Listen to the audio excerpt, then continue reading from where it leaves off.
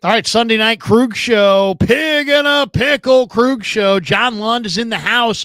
NFL free agency begins tomorrow. There's all kinds of headlines and exciting news that have come down on this Sunday, including many rumors and some things tied to the Niners.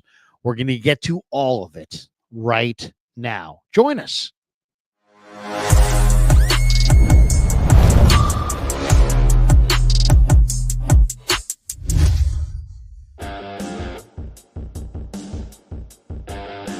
All right, welcome to the Krug Show. Sunday night, 8:06 West Coast, 11:06 East Coast. Hope everybody's having a great day. Happy March the 9th. I can't stand February, but I love March. I love March. Listened to some Cactus League baseball today. I took the dog on a nice long walk. Had a little birthday dinner with Kev. Took him out to a nice Italian place in downtown Walnut Creek. Real nice day. And now John Lund's in the house. And we're going to talk some Niner ball and some NFL free agency. Before we get it rolling, of course, we're brought to you by Pig and a Pickle, the best barbecue in all of Northern California. Check them out. They're in Emeryville. They're in Corte Madera. They're open 7 days a week from 11 a.m.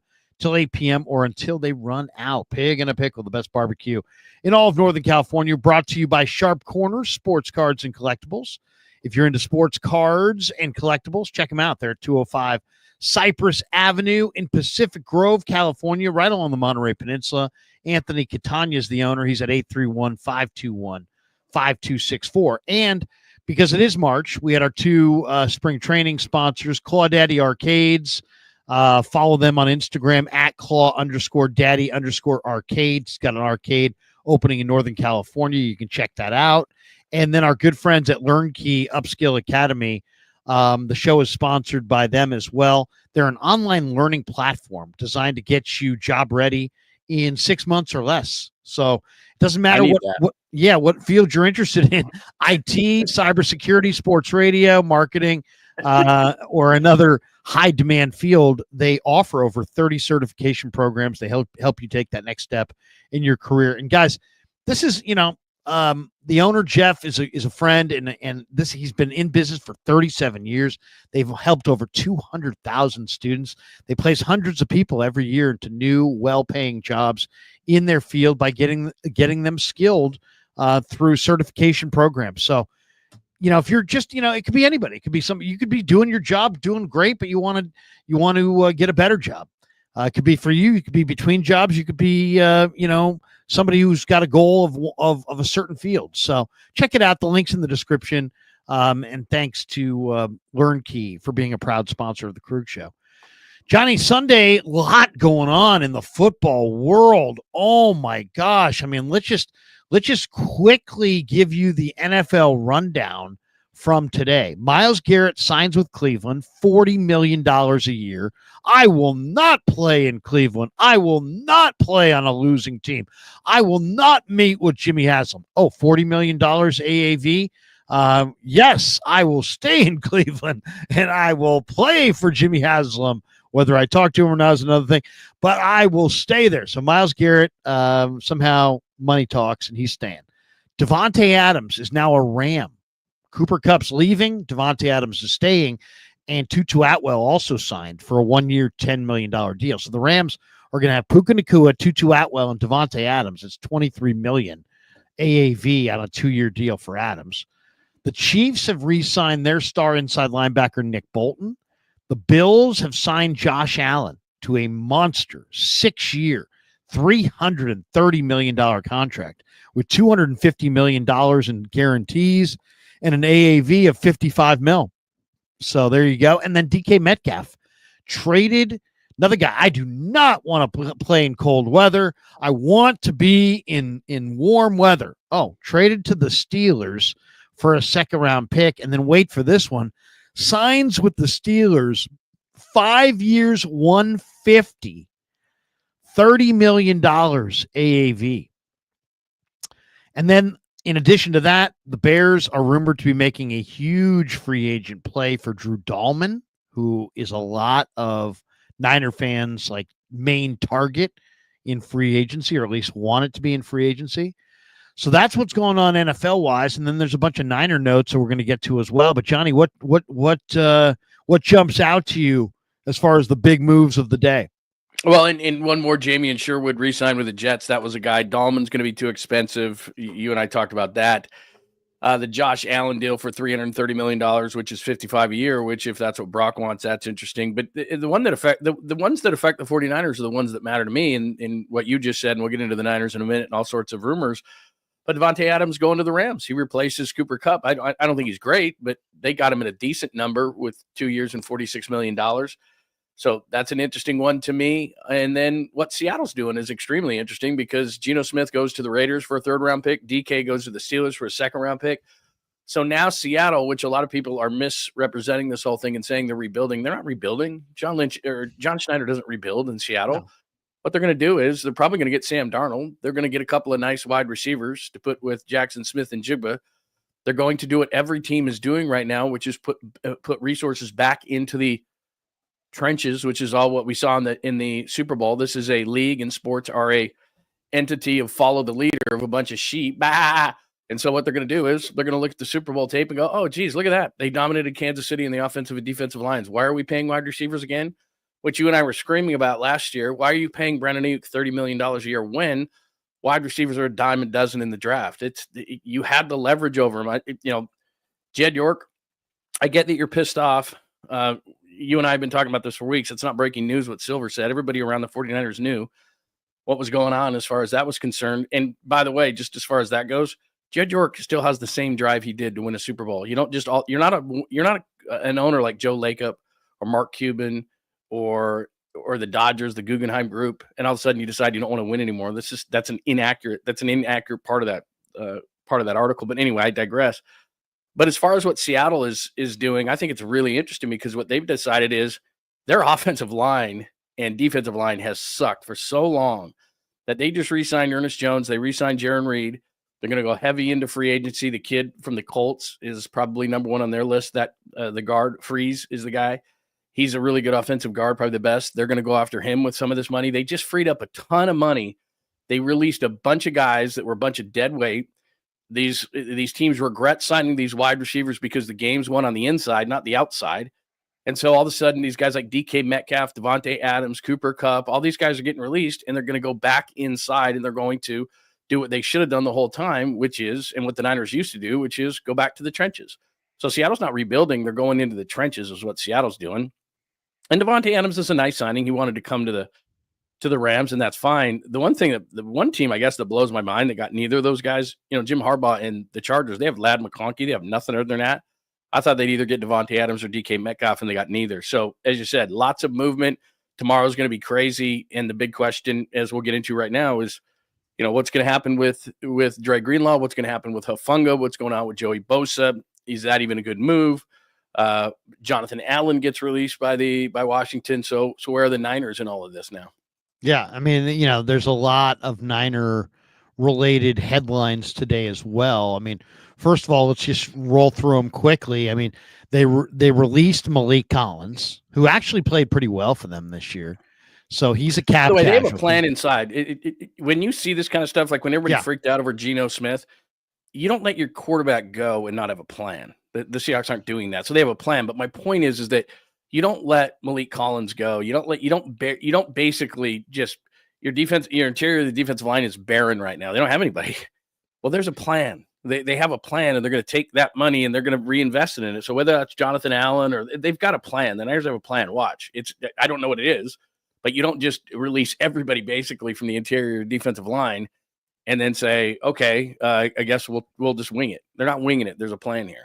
Yeah, I mean, we're in the beginning. This is the beginning. So they're saying goodbye to Malik Collins. I've got no problem with that. I mean, the 49ers, to me, I did the offseason breakdown of what they needed, and to me, the number one spot where they have regressed significantly is the defensive tackle spot. I mean, there's no question. This team had DeForest Buckner and Eric Armstead in Super Bowl 54, and now they've got Jordan Elliott and Malik Collins and Evan Anderson. I mean, they're nowhere near. They're like 4 or 5 levels beneath what they used to be. So in the wide nine, the ends set the edges, but you got to have inside linebackers that are studs, and you got to have defensive tackles that can come off blocks and make plays against the run, against athletic running backs, and they don't have that. So they looked really bad against the run. So, I wonder, there was a lot of talk about Ayuk, and we'll get into the Ayuk. Is he or isn't he going to be traded? But, I personally believe that Ayuk is going to be traded. There was some talk coming out of, a couple places that maybe it would be a pick swap with New England. And that could be interesting because, maybe the Niners have something working there. Maybe there is going to be some kind of a pick swap, and maybe the Niners are going to wind up with the 4th pick in the draft. And if they have the 4th pick in the draft, they're almost assuredly going to take Mason Graham, the big defensive tackle from Michigan. And then if you'd taken Mason Graham, you probably don't need Malik Collins, and you could probably begin your rebuild of your defense right there. The other factor is they're at 11. Maybe they aren't going to move Ayuk, or not at least in a deal involving moving up. And even if you stay at 11, I kind of think that between Kenneth Grant and Walter Nolan and, a couple other guys, but those two guys specifically, I mean, you could stay right at 11 and have a real great, idea that those two big-time defensive tackles are going to be there for you. You probably could even trade back a few spots if you were open-minded as to which one you got, knowing that you'd probably get one or the other, and still, you can move back 5 spots, add a couple extra picks on day 2 and day 3, and maybe get a defensive tackle. But I kind of look at the Malik Collins thing and the depth chart at defensive tackle. And I know offensive line is important, but I kind of think that, we'll see who's there at 11. Well, we know who the Niners, we know what the Niners think of the offensive line. I don't think they're going to go early. Yeah, I don't either. I think defensive tackle is what they do at 11, if you made me guess. What's interesting, though, about defensive tackle to me is that it's not a premium position, and the 49ers failed at it the last time they tried this. Edge is a premium position, and if I'm the Niners and I get to 4, I'm going to find a way to get Abdul Carter. That's what I'm going to do, because he's an elite player. If his foot's healthy. Yeah, but here's the thing about Joey Bosa that everybody's got to understand. It's a great story. It's a wonderful story, and all these kind of things. Joey Bosa at 30. Okay, so he played in 14 of 17 games. He played in 49.6% of the snaps. He's a rotational player.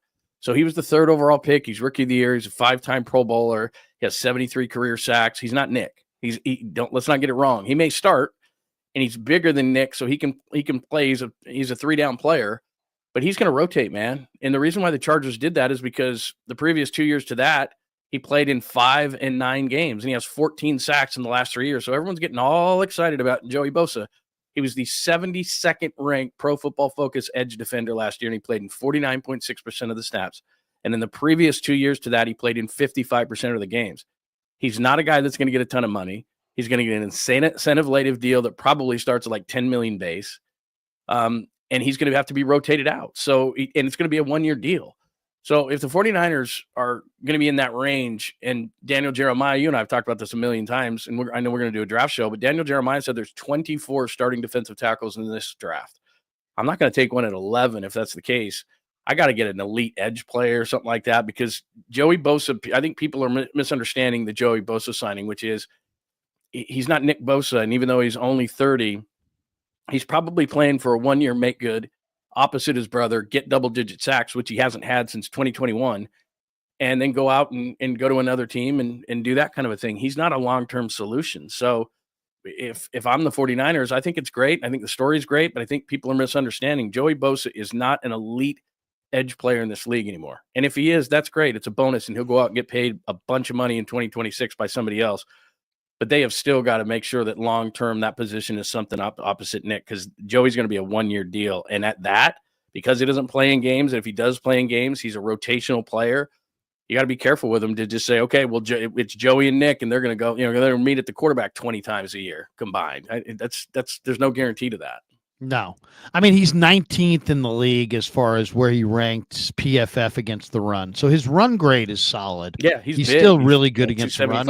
Yeah, he's a big-bodied guy. But I he mean, just I'm doesn't. not He worried. can't play that much. I'm not worried about playing him in a rotation, because the bottom line is all these guys playing a rotation. I mean, nobody, the greatest defensive players in the league don't play every, on the front at least, don't play every snap. You got to have a rotation. I mean, I'm more concerned with what does it cost to get them, and does that preclude you from getting other guys? Because to me, you need a bunch of other guys. You really need to invest in the draft. And that's, you and I have been talking about this, but the thing is that the only way I'm signing Joey Bosa is if it's incredibly favorable to me, the 49ers, because like I said, I think everybody's getting caught up in this and they think that it's something that it's not. He's a rotational player. He's like signing Leonard Floyd last year. And that shouldn't preclude the 49ers from doing anything other than that. And, look, I don't think it would be a bad thing. And Joey's played the inside, where they can do a NASCAR package where Joey's inside on passing downs, outside on run downs, because he's good on the edge. Nick's on the other side. They move Joey inside as a defensive tackle on pass downs with Leonard Floyd on the outside. Now, I don't know if they can afford that. They may have to release Leonard Floyd. There's a number of guys in the defensive line that can save them money. Chief among them, you're looking at some of those defensive tackles like we already saw with Malik Collins, but there's some underachievers that they can release too from there. So, and it's all going to come down to this, Krug, which is free agency, where Dre Greenlaw is right now. He's the best linebacker out there now. Ernest Jones re-signed with the Seahawks. Nick Bolton re-signed with Kansas City. Jamien Sherwood re-signed with the Jets. That's bad news for the 49ers, because now the best linebacker easily in the class, even though he's coming off an Achilles, is Dre. And so what that did was, it's a basic supply and demand. There's not a whole lot of good linebackers out there, because the three that I think were probably rated ahead of him just because of the injury are all off the board now. So if you need a linebacker and you want to do it in free agency, Dre Greenlaw's really the only elite linebacker left. And that's not good. Well, it's one of those things. And I put up a poll question about this on Twitter today. Who would be a smarter decision for the Niners, Dre Greenlaw or Jamien Sherwood? I didn't realize Sherwood, I guess he hadn't signed this afternoon when I put it out, but he did re-sign with the Jets. But, a lot of people were voting for Greenlaw, but bottom line is Greenlaw's an older player. Greenlaw's, played 34 snaps this last year. He's an older player. He's beat up. I mean, I'll say this. I mean, I've looked at this draft a million ways already. And to me, the one area of this draft that I just think is just unbelievable is where they have a lot of the inside linebackers going. I'm looking at this list. There's the initial group, right? Jihad Campbell, Carson Schlesinger from UCLA, Demetrius Knight's my favorite of the top guys from South Carolina. But that's the top guys. And those guys are probably going first, second round. But then, there's this big drop-off down to, Jeffrey Bassa from Oregon, Shamar James from Florida, the kid who went to my high school in St. Ignatius, Teddy Buchanan from Cal. That's the second group. But then if you go even further down the list, you got this really impressive group that includes Carson Bruner, who played at Wisconsin, who ran in the 4.5s, Casey Osai from Louisiana, Chandler Martin, the captain of the Memphis defense. He's really, really good. And guys like Eugene Asante and David Benda, and these guys are late round guys. I mean, these are not, and a lot of these guys are a little bit undersized. Nick Martin from Oak State, Cody Simon from Ohio State, Kari Coleman from Ole Miss, the kid Madrano from UCLA who ran so well at the combine. Benda, as I mentioned, from Texas. A lot of these guys are 215 pounds or 5'11", or 210 pounds, and they look small, 220. But that's the 6 feet 220 is Nick Martin. Asante is awesome. He's 6 feet 222.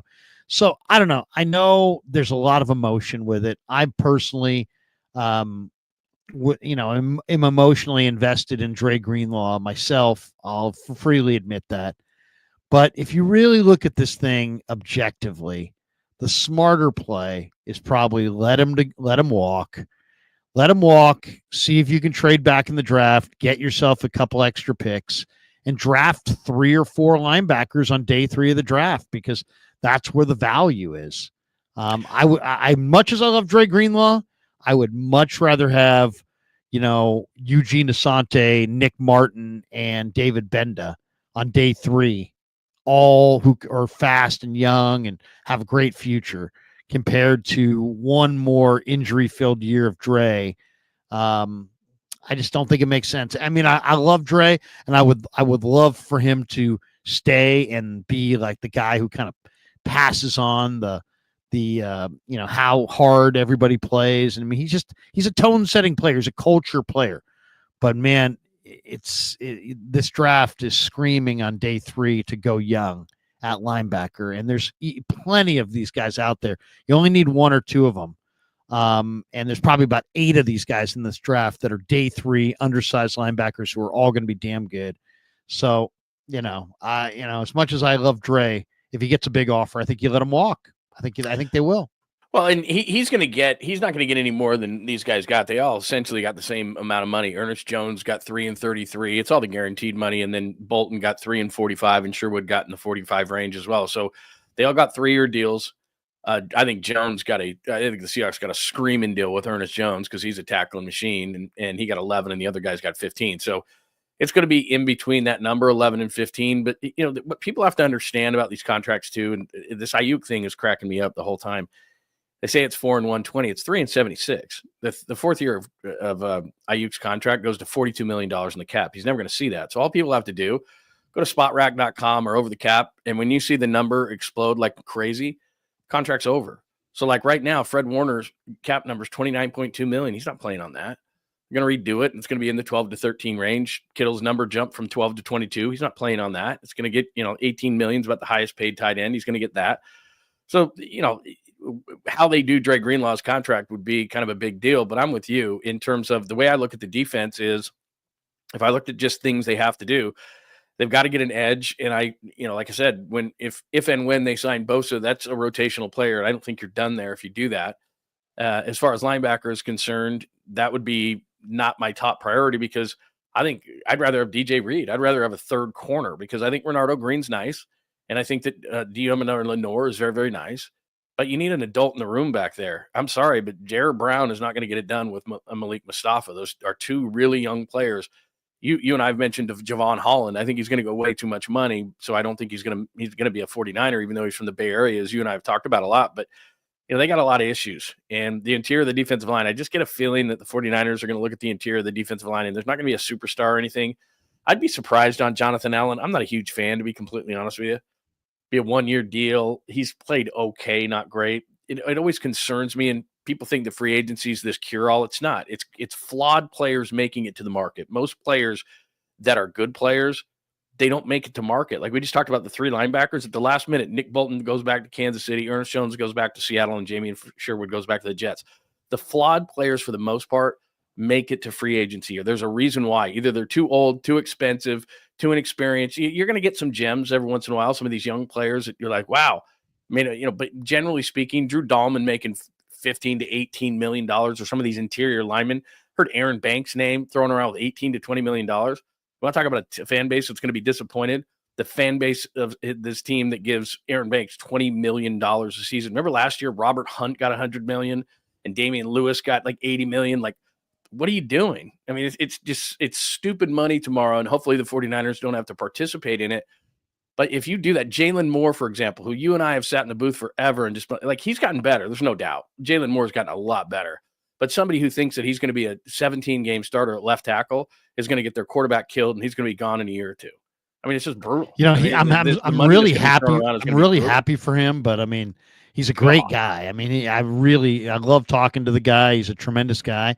But dude, look, I mean, this guy's just kind of hung around he's hung around. He's gotten a little bit better, a little bit better, a little bit better. Now he's going to get like $50 million. I mean, it's just an amazing thing, and I'm happy for him. I really am. But that's free agency in a nutshell. Is you're overpaying for these guys that for some reason all of a sudden they get so overhyped, and there's just drafting, developing, and re-signing is the way to go. And if you need to fill some cracks here and there, that's fine. But free agency is not going to save you. And if you look at the guys, and you just said this, and you just had the list in front of you of guys, a lot of these guys are just re-signing. You know, Josh Allen gets an extension. Sherwood gets an extension. Ernest Jones extension. Jaron Reed, Nick Bolton. These guys are getting extended by their teams. Aaron Jones got extended today. These teams are trying to keep their best players off the market. Devonte Adams is a perfect example. I like Devonte Adams, man. The Rams are going to be, formidable with him and Puka Nacua, but he's not the guy that he was. No, and they're giving him, they're giving him $23 million a year. That's a hell of a lot of money. Devonte, as we saw in receiver last year, is a little bit of a pain in the ass. He's not running the way that he ran. He and Aaron Rodgers. It's gonna be interesting, man, because a lot of these guys are gonna get vastly overpaid. Like, I like Drew Dahlman. He's a really nice player, but someone's gonna pay him close to $20 million a year, and that just doesn't work. No, the teams make mistakes doing that. I like the way the Packers attack free agency, which is don't build through the draft almost exclusively, and then just handpick a couple of guys. Right, handpick a couple of guys so that your culture doesn't Philly change. Did, right? Look what Philly did. Yeah, I mean, Philly had they got Barkley. They brought back Chauncey Gardner-Johnson, and they brought in Zach Bond, and smart. That was those were smart moves. And they brought in Becton. I thought Becton was a really, really smart move. But yeah, that's how I'd play free agency if I were the Niners. It's just, go for 2 or 3 guys that you think can help you. I mean, DJ Jones, I think, would be nice because he is so strong against the run. Depending what the price tag is, he would be nice. Other than that, I mean, if you don't get Greenlaw, I mean, the only other linebacker, I don't even know if he's out there, but I like Willie Gay, the former Chief who's in New Orleans. He's super fast. Yeah. I thought the team that I liked their move was I like Geno. I like the John Schneider trading Geno for a 3rd round pick. Now they're talking about maybe talking to Aaron Rodgers, Sam Darnold. And if they weren't going to win a championship with Geno, and they knew it. 40 to 45 million, and they're just like, God, no way. And to send them to the Raiders, I mean, seriously, what are the Raiders going to just draft Shador at 6, and is that Geno's going to be their starter now, and then Shador's going to be their starter down the road? Yeah, I think what they're doing is, everybody's at different places, and I think the Raiders are just trying to change culture. They need a culture change. And so I think Pete, that's what he does. I think Geno Smith does. But people don't realize that Geno Smith, he had a great first year in Seattle. He was really good. And then 2 years ago, he was just okay. And then last year, he sucked. I mean, he made so many bad decisions, especially in the red zone. He cost Seattle a couple of games. He was a Jekyll and Hyde kind of guy. And I'm not a Geno Smith guy. And so for them to get a 3rd round pick, and, again, everybody is so short-sighted. It's like, oh, my God, Seattle's rebuilding. What are they doing? You think Seattle traded Geno Smith and doesn't know what they're doing at quarterback? You think Sam Howell is going to be their quarterback? It's going to be Sam Darnold. Like, Sam Darnold's going to be the quarterback of the Seahawks, man. And they'll have traded a 3rd-round pick to jettison a 34-year-old, and then they're just going to sign Sam Darnold with the money or a little bit less, who's 27, and probably set them up for 5 years of the position. I'm not saying Sam Darnold's a Super Bowl winning quarterback, but the way he looked last year and what we saw, you and I saw this in camp with the 49ers, the guy can play. So all of a sudden you get a 3rd round pick, and now Seattle's got pick 18 in the 1st round. They have 2 2s and 2 3s. And DK Metcalf's a pain in the butt who they weren't going to give over $30 million a year to. So then they just reset at the position. Wide receivers are a dime a dozen. The Niners should have done exactly what Seattle just did, which was, okay, we'll call the bluff. We're not paying $30 million for a receiver when we're already paying Deebo Samuel $25. It's stupid. They're a dime a dozen. You bring in Ricky Pearsall, you bring in JJ. A year ago, you could have brought in somebody else. This year, there's plenty of veteran wide receivers. Like, the NFL woke out of a drunken stupor and said, why the hell are we paying wide receivers $30 million a year? Are we insane? They're plentiful. I mean, that's what I mean. It's one thing all to these do guys got released and traded. And like a year ago, the Niners were under some kind of weird spell that we got to keep Ayuk. And it was like, and now Jed's pissed about it. And it's like, you're the one after Kyle ran up the stairs who said you'll give him the money. Like, that should have been the line. Like, the line, and people are getting this confused. The line is not going to be Brock Purdy. Brock's getting his money. The line should have been Ayuk, and the line was never going to be Bosa. And now Bosa's deal doesn't look so bad because Max Crosby just got 35.5 and Myles Garrett just got 40. So he's making 34. That's not so bad. He should feel better about that deal now. My God. Well, and Kawakami reporting today that not only are the Niners releasing Malik Collins, they're showing a lot of interest in Joey Bosa, but the Dolphins are as well. I just wouldn't get involved in a bidding war. I know the Bosas love their money and this and that, but You know, if he wants to come here for a reasonable deal, then that's one thing. But if Miami's going to get involved, and it's going to be some, I know they're desperate. They had no sacks hardly at all this year. Once Phillips went down, Chubb went down, they got hurt. But if Miami's going to try to really drive up the price, I would say no to Joey Bosa. But it sounds like Mooney Ward's got 3 suitors. He's gone. Hufanga is likely to depart in free agency. Greenlaw wants the money that the Lions paid the Purdue linebacker, which is like 3 years, $25.5 million. And I don't think the Niners are going 3 years, it's not a premium million. Position. I mean, you mentioned this a minute ago. I love Dre and the energy, and we saw it. Hufanga and Dre were on the field for 34 snaps, right, against the Rams, and then he got hurt again. It's not a premium position. I love Dre, man, but you just hit it right on the head. I don't love having rookie linebackers, but the reality is they have so much that they have to deal with defensively, and they brought Robert Saleh back for a reason. You got to coach these guys up. And I would have loved Sherwood from the beginning. You and I both were on him and Dahlman. I thought those were the 2 guys they could get. But Sherwood just got $45 million at 15 apiece. The Niners are never going to pay that. And Dahlman's going to be too expensive. They're going to have to go young in some areas. That's just when you're doing what the Niners are doing, which is they're not rebuilding. They're doing a little bit of retooling. But you're going to have to take chances and go young in certain positions. And so I think linebacker is a place next to Fred Warner where they may just have to go young, because I like Dre Greenlaw, but the days of giving out thank you contracts in sports, they're long gone. You can't give out thank you contracts, especially if you're the 49ers and you got to pay Dre and all these different things. So I like Dre Greenlaw, but you're coming off a major Achilles injury, and I can't ignore that. And that's, you just mentioned with Joey Bosa. The 49ers, people have to think about this for a second. When they win, what do they do? Or when they stay healthy, what do? They go to Super Bowls and NFC Championship games. When they aren't healthy, what do? They rocket to the bottom of the standings. I mean, that's Kyle and John. You can directly look at the injuries, and when they are healthy, they win. When they're not, they don't. Jimmy on down. So why would I want to chance Dre Greenlaw? Why would I want to chance Joey Bosa? Why would I want to go into a season and think to myself, these are a bunch of injured guys. Let me sign those guys. You're not Trent Baalke. Think about your health. When this team is healthy, they go to NFC Championship games and Super Bowls. When they're not, they suck. So don't bring injured guys aboard. It's a pretty simple concept. Go young. I mean, go young. It's I don't get emotionally tied to football players because the careers are so short. As far as Greenlaw, I mean, if there's a replacement, a cheap replacement in free agency, I'd look for one. I'm looking. I'll give you a couple names.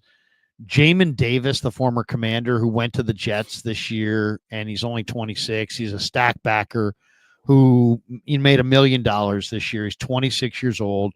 The Jets made him a down defensive end, kind of a Hassan Reddick type conversion. But he's an interesting player. I saw the Niners tied to him. I could see that being a name that makes a lot of sense. As far as other inside linebackers, if they let him go, if they let Dre Greenlaw walk away, it's a tough. There's not a lot of guys out there, but Akeem Davis Gaither from Cincinnati made $2.7 million. He's only 27.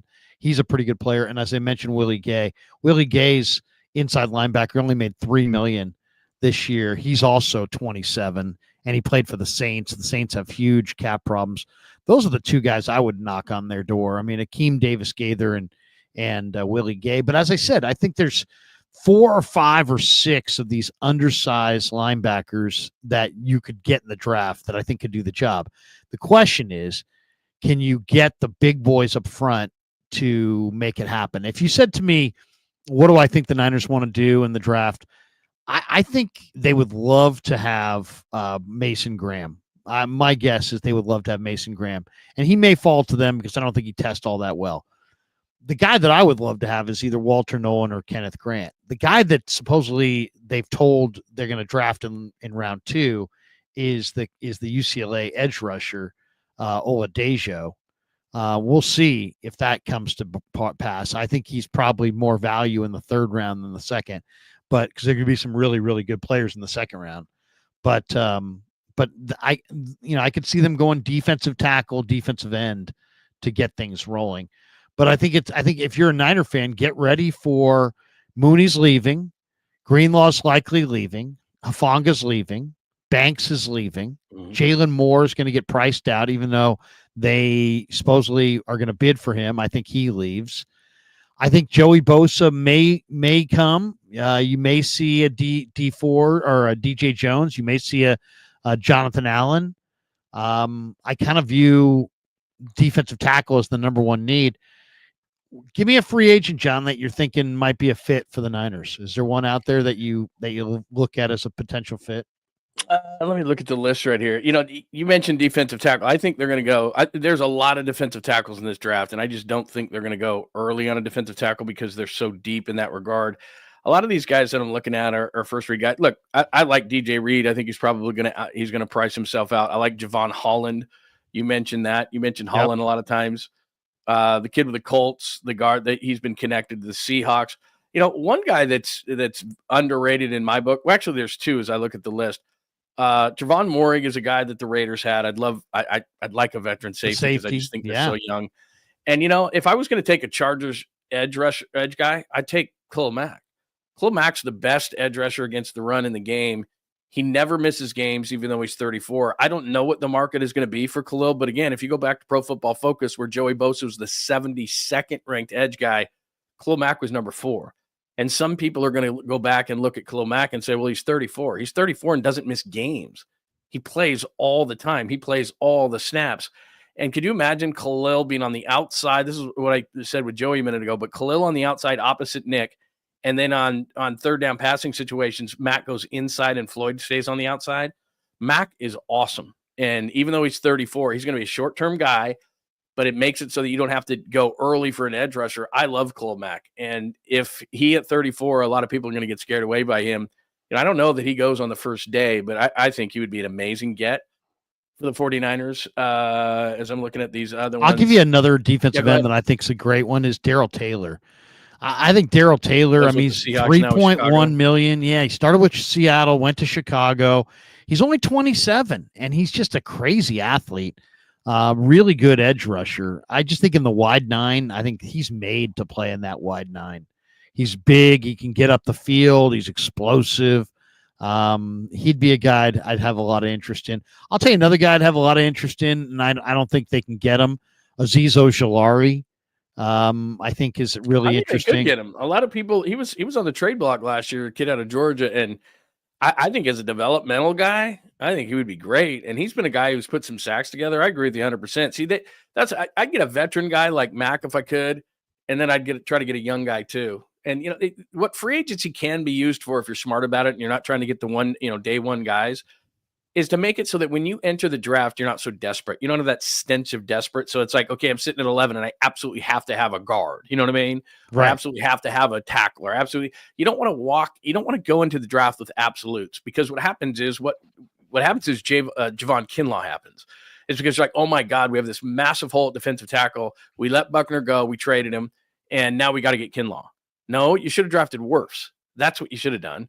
And you should have worried about defensive tackle at some point. And if at least in free agency, you could have said to yourself that year, we have somebody who can at least fill in, then you'd be fine. So to your best of your ability, don't have these gaping needs. Like right now, when I look at guard, for example, like James Daniels is a guy that I've mentioned from the Steelers who's a road grader, and he's coming off an Achilles. So maybe I'm contradicting myself because I said no, Dre, because of an Achilles, but maybe he's a little bit cheaper. He's 27. You just don't want to have a gaping hole going into the draft so you panic. And you're sitting at 11 going, we need a guard, or we need a tackle, or we need whatever. We need a defensive tackle. Like, just, you got to walk in and go, okay, we can get by for a year with that guy. Who's the guy that's just going to fit us best long-term? Because I think that's what happened to them when they traded Buckner, which was they had to have Kinlaw. And the reality was there's Tristan Wirfs sitting in front of your face going, look, he's a much better player. And you just got to take him and figure it out rather than trying to reach for a guy because you have a position at need. That's a terrible place to be in. Yeah, no question. And they need a whole array of defensive linemen. They really do. Yeah. I mean, especially, I'll give you another guy that I really like, and I've always liked him. He was in with the Chargers this year, and I know they want to bring him back. But I like Poona Ford. I like Poona Ford at Texas. Yeah, he was good at. He's a good run defender. I mean, he's just a very stout run defender. And if you're, somehow, some way, the Niners have to come out of this draft or out of this offseason. They got to be better at the point. They got to be able to run the ball on the goal line, and they got to be able to stop the run at the point. And right now, they really have not been able to do either. This last year, they couldn't stop anybody on short yardage. They couldn't stop anybody in the red zone. They couldn't run in the red zone. They couldn't run in short yardage. So I want to see Juice moved on, and I want to see them kind of move. I want to see another power back. I'll tell you, there's a back in this draft that the more I watch this guy, there's bigger, stronger guys. But I'm watching the combine, and Daniel Jeremiah said this guy's the best blocking back in the draft. And I know how much the Niners running back coach, Bobby T, loves. You got to be able to block. I mean, that's it for the Niners. I mean, it's an old school team. The receivers have got to block, and the running backs and have to be able to block. If you can't block, you can't play for Bobby T. And you can't play for Kyle Shanahan. You can't play for the Niners. That's a big part of what they do. And if you can find that, there's a great blocking back named Taj Boyd who plays for Texas Tech. And the guy is just, he's 5'9", 220. And he's just a bull. But he's great footwork, great stop and start, make you miss inside, move the pile. It's going to be like a 5th or 6th or 7th round pick. He's not going to be, he's a definite day 3 guy. Might be a 4th round pick. I think he's probably going to be in the 5th round, probably second half of the 5th round. But remember that name, Taj Boyd, just an amazing running back. I think one of the things they made it too is because, like I said, I was looking at the numbers, and they'll save a good chunk of change when they let Juice go. I think they're going to release him.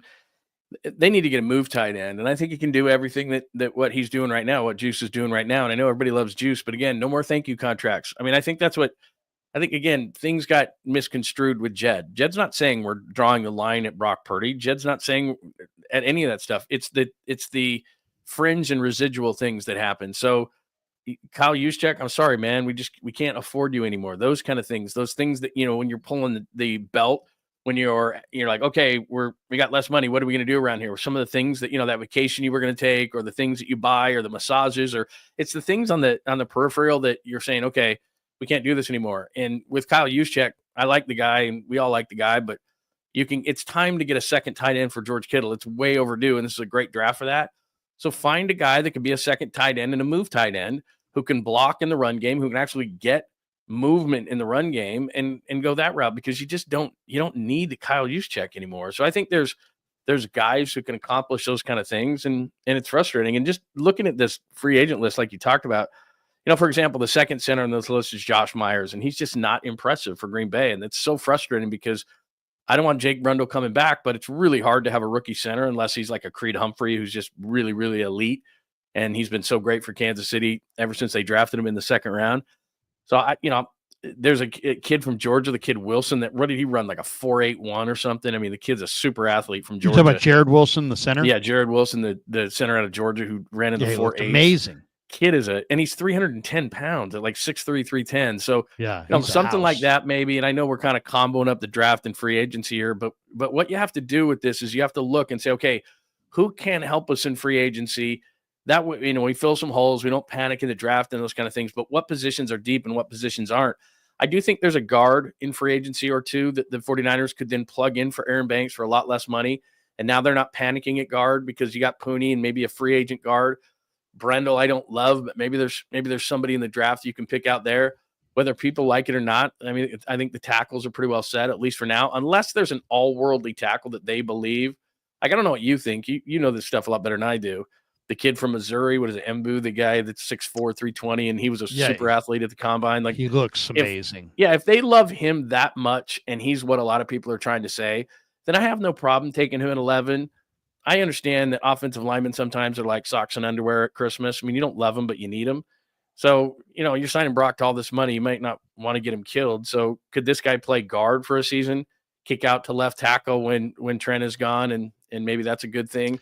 So if Kevin they love Jenkins, somebody at 11, but Kevin Jenkins would that's be a great good guard. One. The He's guard only 27. from Chicago. Yeah, 27. He's only 27. He's had some injuries, but he's good when he's been healthy. Yeah. Tevin Jenkins would be a guy I'd be looking at. I like Will Hernandez from the Arizona. I don't know if he's a good fit for their scheme, but I like him. He's a big, wide road grader. I love Mekhi Becton. I'll tell you, Did he move well Mekhi enough? Becton at He moved guard. well enough in this system. Well, probably not. Probably not. I mean, but That's they, the only it's thing funny. I They thought with they him. they seem to go towards bigger players later in the year, and I wonder if that's kind of a shift in their thinking. It'll be interesting to see what offensive lineman they invest in. But yeah, I mean, they definitely need to get out. They need to find some big road grading offensive linemen. I was on with Greg the other day. He loves Tyler Booker, the Alabama. Yeah, but guard, you're gonna have to take him in the first round, and right. I just don't want to do that. I don't I want to like do him that too. either. I think he's really, really good, but the thing is that I mean, if you look at the guards right now, none of the guys who are guards right now. I mean, Becton's a free agent again, and he was a top pick, but you just don't get it. You don't have to take him in the first round. You just put Pooney in the third round. I think that's a waste because your thought process, if you're the Niners, whether people want to believe it or not, is that you're not going to be picking at 11 next year. You got a last place schedule. You're going to make the playoffs again, win 10, 11, 12 games, whatever it is.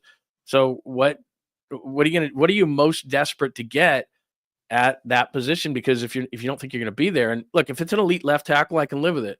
If it's an edge guy, if it's a really good corner that you don't think you can get in the late 20s, I think what you have to do is you have to target an elite position at 11. And like I said, I don't like taking tackles or guards or anything there, but if this kid out of Missouri is all that, and like I don't think that Will Campbell is going to be there, guys like that. And it's not a tackle draft like it was last year. Remember, like, what was it, 3 guys in the top 11? I think it went in the draft last year at tackle. I don't see that happening again this year. Will Campbell may fall because he does have short arms. Yeah, everybody was saying that. And that's interesting. That's fine. So, take him.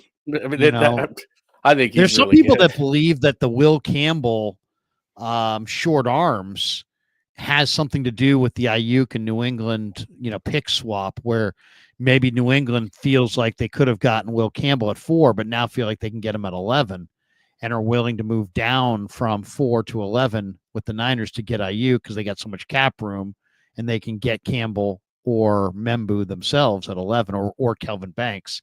And the Niners would probably move up to 4 and take either Abdul Carter or Mason Graham, which if you could get Carter, man. I mean, Carter's amazing for sure, but you know what? He's only 250, and most of the Chris Kasarik defensive ends in this wide 9 are closer to 270. I don't know if how they view Abdul Carter. I'll say this about Mason Graham. I mean, he was just an amazing player at Michigan. I mean, just an amazing player. He's a wrestler. He's got great quickness. He's like a 10-year veteran as a rookie. He's really, really veteran in so many ways. But a lot of people feel like there's limited upside there. I'll give you a couple guys that I think I'd be tempted to take at 11. One is Malachi Starks from Georgia. I watch so much Georgia football. That guy's, I don't care what he works out at, what his numbers are. That guy's awesome. I mean, he's a tremendous player.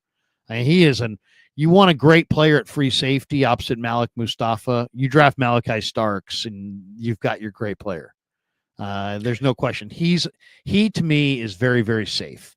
And then the other guy that to me is very, very safe is Jadaig Barron, the Thorpe Award winner. Yeah, Texas. He just, he doesn't miss tackles. He's kind of like a Brian Branch. He's like this awesome cover guy, but he's also really tough. And, I really like Jadaig Barron. So, I mean, those guys are absolute steals. And then, Jalon Walker from Georgia might be the best overall athlete in the entire thing. I mean, I don't know if he's an edge rusher. I mean, I just said Kasarik doesn't like small edge rushers, and this guy's probably an edge rusher, but he's 245. But this is one of the greatest athletes for sure. I mean, this guy is just an amazing closed down space, awesome stack backer, all pro inside backer type guy. Now, I don't know if you want to take a stack backer in the first round, but, that's, and then, so like, to me, it's like for the Niners, you sit there at 11, and if Mason Graham falls in your lap, great, you take him.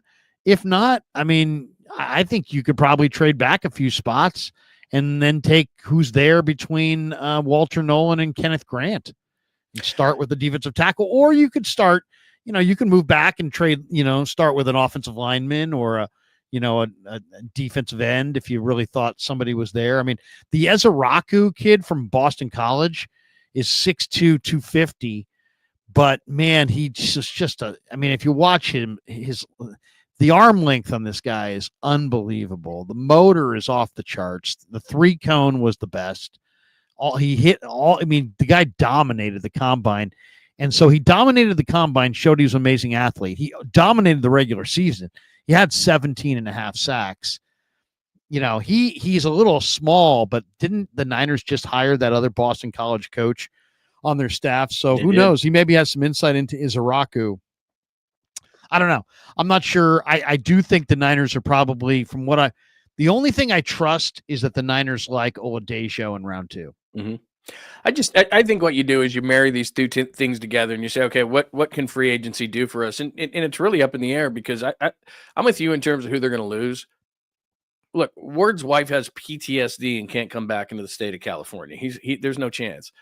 Hafunga, you've already got a guy in Mustafa. He's not coming back. Drake Greenlaw, there seems to be some momentum, but like you said, it's a deep linebacker draft, and you can find linebackers, man. I'm sorry, you just can. So I'm not gonna panic over that one. I think that if you look at, it's really hard to find edge rushers. If they go Joey Bosa, then that's rotation, and you still need somebody, but not at 11. Again, Joey Bosa I think buys you at least a year, but I don't think it's great. The intense places that I think are going to be really hard. There's no interior defensive lineman in free agency unless you think Jonathan Allen is something, but he's 30 years old. And here's what makes you nervous about these kind of things and what I was talking about with free agency. Why doesn't Washington want him? Why is Washington allowing them to walk away? Well, the same reason the 49ers are allowing. That's what I mean. Is it so when you look at free agency, you have guys who are injured, you have guys who are old, you have guys who are expensive. There's issues. So Jonathan Allen in name, just like Joey Bosa in name, is amazing. And then you start drilling down into these guys.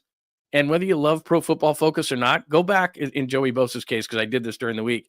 The top 10 edge rushers are all the best ones. I mean, these numbers aren't fake.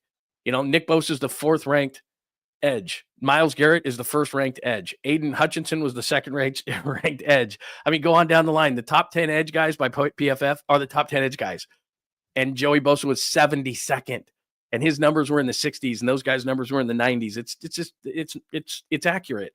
And so the same thing with Jonathan Allen. He wasn't one of the top defensive tackles. He tore his pec. And then a 49er fan will come in and think, well, we're getting Jonathan Allen. You're getting 30-year-old Jonathan Allen off a major injury. And he might buy, but these guys most times can buy you a year. That's it. And then you better have yourself ready to do something. So it doesn't make me excited that Jonathan Allen is out there, or nor does it make me excited other than the story itself of Joey Bosa being out there. So I think they have to take select stabs, which I would say guard. I think, like you said, Tevin Jenkins is out there. Daniels from Steelers is out there. I think they can fill a guard slot, which is kind of what you do, and not have to worry about a Tyler Booker, who I really like.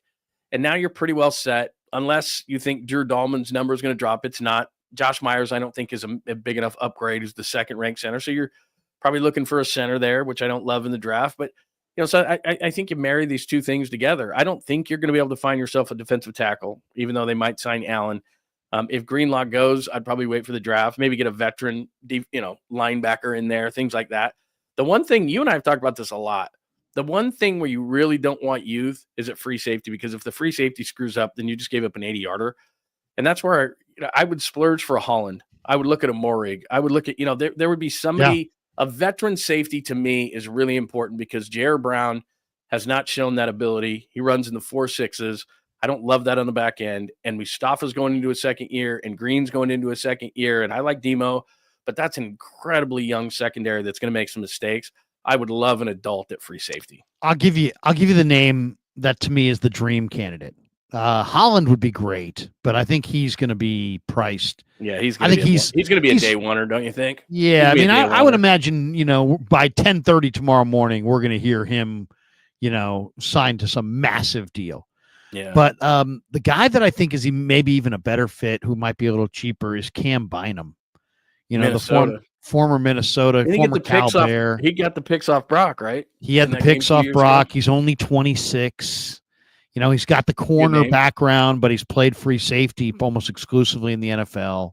He's 4 years in the league. He's really competitive. He's got great ball skills.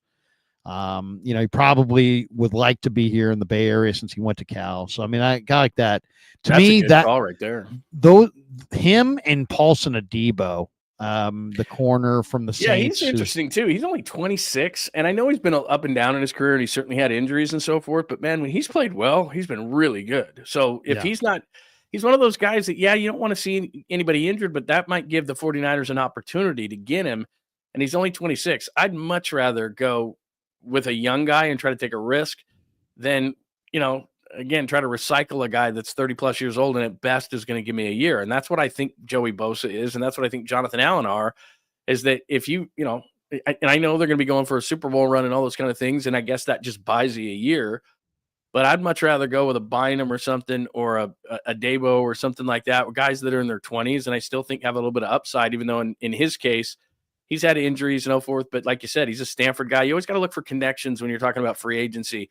Who do you know? Who's from around here? Those kind of things. And that a lot of times will lead you to where they're going to go.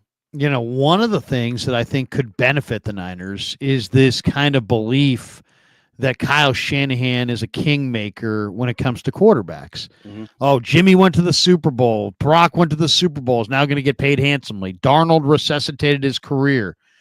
I could see there being a couple young quarterbacks who are like, you know what? I want to go there. You know what I mean? And I'm looking at the quarterbacks in free agency. I'm going to throw you the names. Some of these are unrealistic. These are the best quarterbacks out there. Do any of these guys fit the Niners as a number 2?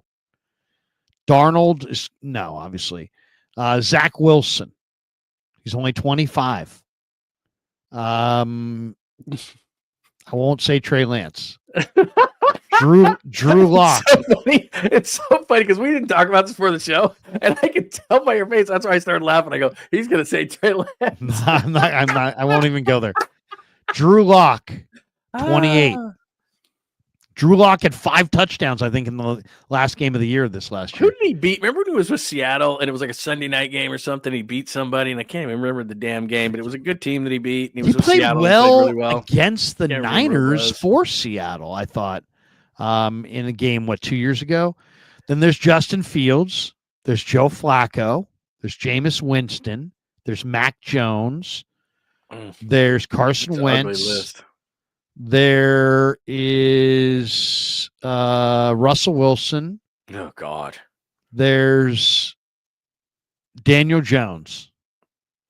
I like Daniel Jones. Desmond Ridder. He's gonna get. You know what Daniel Jones is gonna do? He's gonna go to a team like the Colts or stay with the Vikings and watch the young guys flop. Like if I was a backup veteran quarterback, I'd go to the Colts because Anthony Richardson is there, and Anthony Richardson stinks. And so, like, if I'm Daniel Jones and I want a job eventually, I go to the Colts.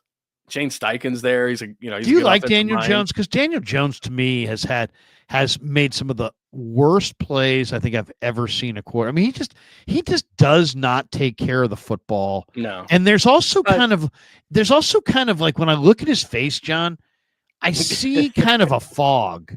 Yeah. He doesn't have that. You know what I mean? I'd rather have a guy who's mad than a guy who's in a fog. He looks like he's in a fog. I think a lot of people think Locke. I don't mind Locke. I think in Daniel Jones' case, I just think a lot of people think he's kind of the next thing in terms of turning around like a Baker Mayfield to Sam Darnold. He's got athleticism. He's got an arm. He's a smart guy. Went to Duke, whatever. Sixth overall pick. I think just getting out of New York is one of those kind of things. And if I were him, if he likes that, if he likes the Minnesota system, just stay there because all these people. It's funny. I keep hearing JJ. Oh, they love JJ McCarthy. He's never played a damn game. What do you know about him? He didn't throw the ball a ton at Michigan. I like J.J. McCarthy. I'm not saying I don't as a prospect, but I don't know anything about him. No. Nor do the Vikings. He's never played in a game. So, look, this is a team that won, 13, 14 games last year. That is a massive chance to say Sam Darnold, who played the way he played within that offense, because he had 2 bad games in the final 2 games, which is Detroit and in the playoff game. And I get it. He was terrible in those games. But if Seattle picks him up, and Seattle's got a 1, 2 2s, and 2 3s now, and they pick up Darnold, who's 27, instead of Geno at 34. I think that's a brilliant move. And all this, Seattle went 10-7 last year. They're not rebuilding. So, and I'm only bringing that up because they're in the division. But that's a pretty brilliant move. So just back to what you said about the 49ers backup, I think they need a veteran, and this is the year, and everyone's going to freak out and think it's something but you and I have talked about this, whether it's, Will Howard from Ohio State or Kyle McCord of Syracuse or a bunch of the Riley Leonard at Notre Dame. I like him. A bunch of these secondary quarterbacks are out there. And I think the 49ers, whether, around the 4th round or something like that, they got 3 4th-round picks. Use one of those. They might use them to move up and down the draft. They understand that. But if there's one of those secondary quarterbacks you like, and I'm not a Shedeur guy, I think Cam Ward's going to be better. But if you like one of those quarterbacks, take them. Just take them. And if one of those guys develops, who knows what you can do? Because when you have a quarterback do you believe in any of those other young guys like Mac Jones or Zach Wilson?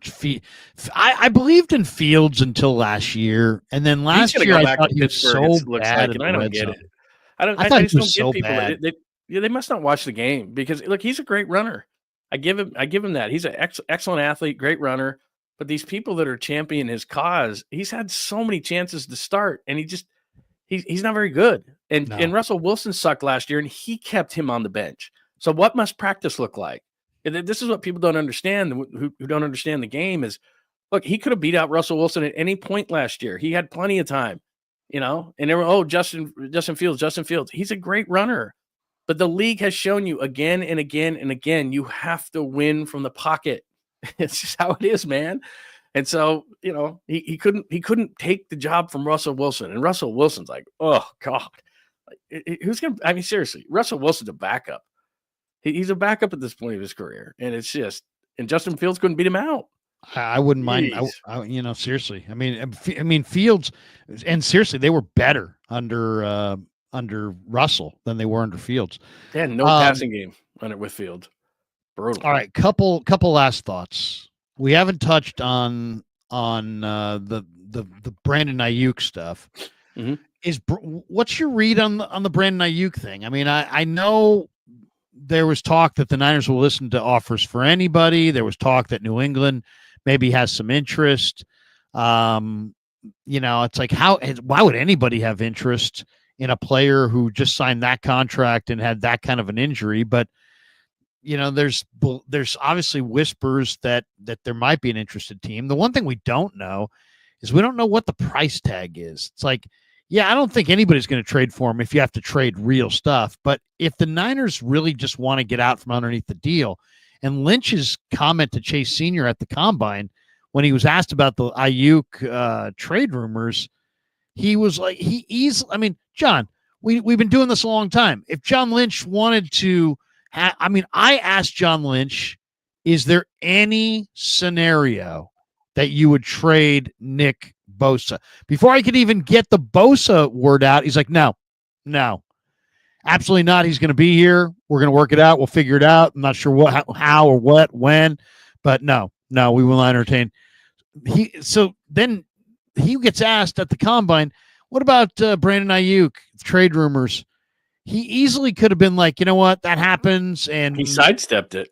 That happens all the time, which he did say, but we just signed him. He's our guy. He ain't going anywhere. That's it. On to the next question. He easily could have squashed it, and he has all kinds of motivation to squash it. Instead, he went into a diatribe about how they're second overall in cash spending, how they need to hit a reset, how they need to get this in line. And then he said, and you know what? There could be some positive that comes from this. We need to get younger. And then he said that. It was like he never said what this was, but it doesn't take a genius to see that if you think about what he was saying and how he was saying it and what he was, the question that he was actually asked, I think it sounds like John Lynch is on the verge of trading Brandon Ayuk for 50 cents on the dollar. See, that becomes the issue, isn't it? Because I think that's what's going to happen. I think they're going to prioritize retaining Jed's money over what's the best football move. Right. I think they're going to take, whatever they can get and get down the road. If that's Ayuk and a 4th for a 3rd and a 7th, then they'll do it. I mean, I just think I don't think it's going to be a big price. I think the problem is the issue becomes this: is number one, it's just like the stock market. Why would you trade, as you just said, 50 cents on the dollar? His market value will never, never, never be lower than this. So you're trading his stock at a very low stock. He was a first round pick last year. You wanted a first round pick, probably got at least a second round pick from New England, which was a high 2. So that's about as good as you could do. DK Metcalf today went to the Steelers for a 2. He's not better than DK Metcalf, and he's not better than a healthy DK Metcalf after a guy coming off a knee. So his value is, because he's coming off the injury too, is as low as it's ever going to be. So if I'm the Niners, I don't know that I want to trade at that point. Second of all, oh yeah, who's going to catch the football? Ricky Pearsall, who's unproven. Juwan Jennings, who's on the last year of his deal. You better go scramble for wide receivers for Brock Purdy, who you just signed. So that is a major problem. And to me, the last one becomes, if you're already up against it, and I understand, Jed, but this is business. You can't take it personally. You're going to then you've already taken a $31 million cap hit on Debo. That's offset by the salary. So, but net, that's a minus 15. Same thing with Ayuk. It's a minus 18 offset by the salary. So Ayuk is going to cost you 11 to go play for another team. They've already got $65 million in dead cap of guys who aren't going to be on the team this next year. Hargrave is on it. Eric Armstead is still on it. Ward is going to is got a $12 million cap hit, dead money hit. So these guys have over $60 million in dead cap, which leads the league. You're going to add another $11 million. It's $18 million dead, but with the salary, it's going to offset to $11 million, and you're already paying Debo net $15 not to play for you. So for those 3 reasons, I think it's horrible. And if you were going to trade him, then why didn't you could you have gotten a second from the Steelers? I don't think so, because DK Metcalf went there and he's going to be a better situation. The only team, like you said, that is really screaming and dying for a wide receiver is New England, and they're sitting at 4. If I'm New England, do I trade 4 for 11 in Ayuk? That doesn't make any sense to me, because you need a receiver for Drake May from day one. And when's Ayuk coming back? Like week 3 or 4, maybe? I just don't see it. And that's where you're not going anywhere if you're New England. Right. I don't know. I guess what I'm saying, though, is they blew their chance. And I get it that the Jet is mad, but you blew your chance. Like, you should have done it last offseason, because there was both the supply and demand. You had a guy, and there were just a few teams that were in on it. And Brandon, you kept screwing you around, and I'd be pissed too if I were him, because it's like, I don't think these guys like. I don't think they like each other. I agree with you. I agree with you 100% that they don't.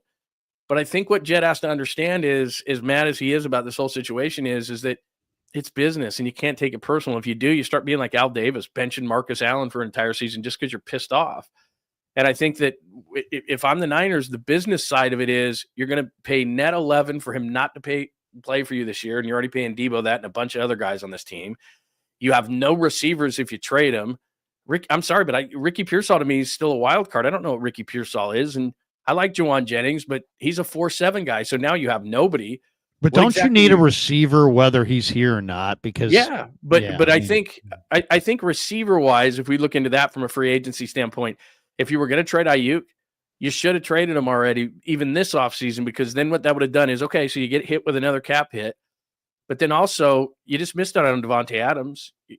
Cooper Kupp nobody's signing Cooper Kupp, because Cooper Kupp's money is too high, so he's going to be on the free agent market. There's all these guys that are going off the market. You were never going to get. But Lynch is a smart guy. Then why wouldn't he know all these things and just say, you know what, he ain't going anywhere? Instead, he added fuel to the fire, because he basically was like, we need to hit the reset, and then we need to hit the reset, and that's going to be a good thing, really, because we need to get younger. We're one of the oldest teams in football. What's he talking about there? I mean, the question was about IU. Well, he's talking about the and I agree with you. I thought the same thing, because he sidestepped it. We all know this. They spent $344 million for a 6-11 team, and I think what Jed did was kind of like Joe Lacob did with the Warriors, and said, "Look, if I'm in a championship window, I'll spend. But if I'm a 6-11 football team, why would I do that?" Now Joe got Jimmy Butler, and he went, "Okay, I think we're back in a championship window. I'll give Jimmy Butler a 2-year extension."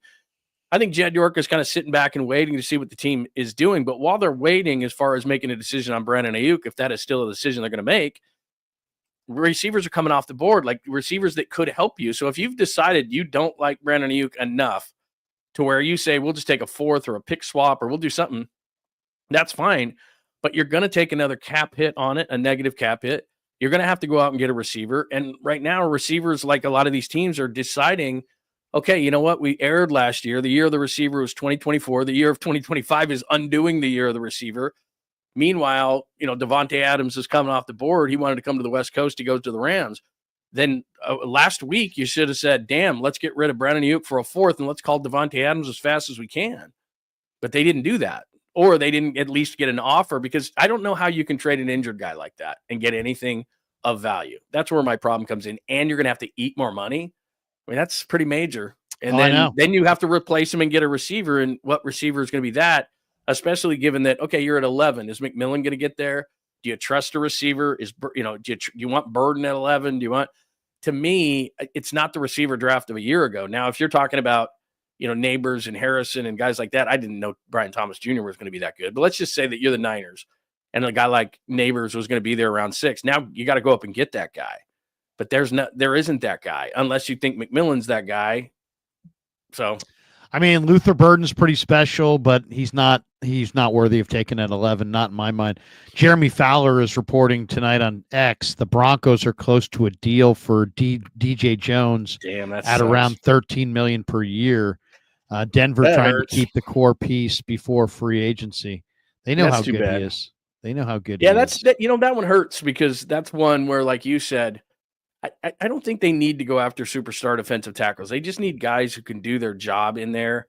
And then hopefully if they get Joey, then he can be a lot better than he's been. But, you get those edge guys out there, stop the run, do those kind of things. DJ Jones knows this place. He's workmanlike. Kasaric likes him. Does it say any kind of numbers on him? Because that's too bad. That's a bad one. That's a bad one. $13 million a year, maybe. Oof. 13 mil. That's a lot, man. That is a lot. It's what he left for. It's what he got when he left. See, I see that, and they can't do that. They're not going to go 13 million on interior defensive tackles. It's not a premium position. They're not in the point where they can spend that kind of money. Let's finish up talking about the big story of the week. In the wake of a 6-11 season, Mike Silver wrote about it this week that there's more significant changes going on behind the scenes with the Niners than maybe people realized. He's going all in is out. The coach-driven emotion is no longer a guiding principle. That first part's wrong. The first part's wrong. Going all in? Yeah. Jed York, just like I know Jed York. Do you think that all of a sudden Jed, who's been driven by trying to win that 6th Super Bowl forever and ever and ever and ever, is all they're going to sudden, because I read the piece, and all of a sudden say, it's not that important to me anymore. Never mind. He's a disciple of Eddie D. That's not the way it's going. Now, the other things he said in the article, I think, are completely accurate in terms of they're gonna look at things differently. They're not going to go. There's certain dumb things that they've done in the past that are kind of hair triggered, like running up the stairs and keeping Brandon Ayuk. Those things are going to get in check. But the part where he says that Jed doesn't have a burning desire to win a Super Bowl is inaccurate. Well, I mean, who knows? I mean, I don't know. No, I've talked to enough people down there that know that it's like me and you have a core principle. I'll give him that. I mean, you know what I mean? Like if you and I in our life have a core principle, right?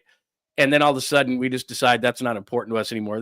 That's not really how it works. And so I agree with probably 80% of what Silver wrote there. And I'm not saying that he's inaccurate in whomever he spoke with down there, but I'm just saying but to try to say that Jed York still isn't burning to win a Super Bowl. You and I have been down there for how many years and done those pregame shows and done all that kind of stuff and been around this team. And there is something you can actually feel in the air. I'm not even lying. And you know this. I call it a desperation. They're desperate. There's an urgency. There's something. It's not going to change their lives. It will change the life. You and I agree on this. Jed. You and I agree on this. Yeah. It's a weird feeling. And you go down there and there's a tension.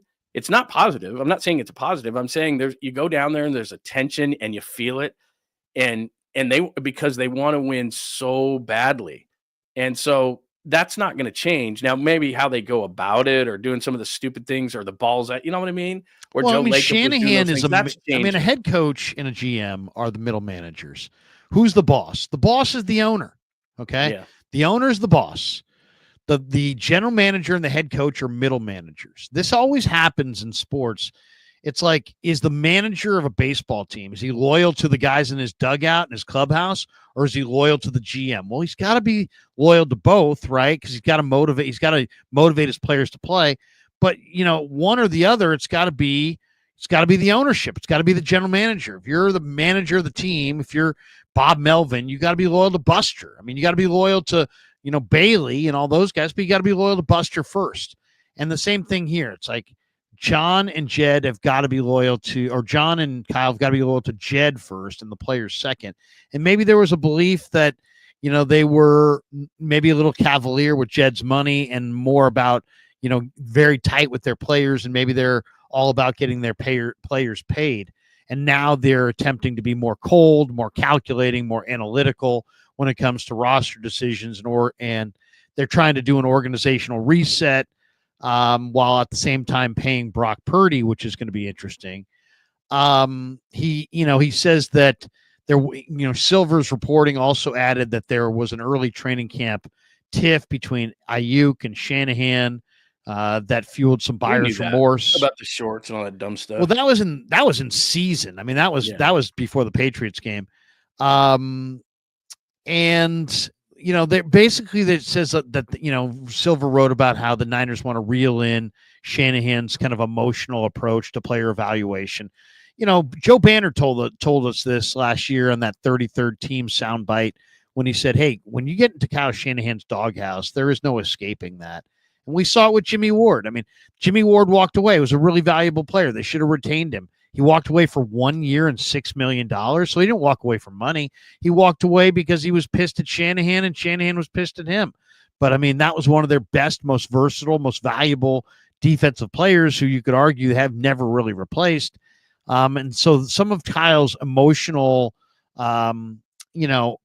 breakdowns of some of the relationships he has, I think can be a bad thing. I think Kyle's a great coach. Just coach. Let Lynch draft, and to have Lynch in the draft mode, to have Kyle in the coach mode, and to have Parag, who's a little bit more cutthroat, a little bit more analytical, a little bit colder, handling the negotiations. I get no problem with that. I really don't. John Lynch, he's a smart guy, smart enough.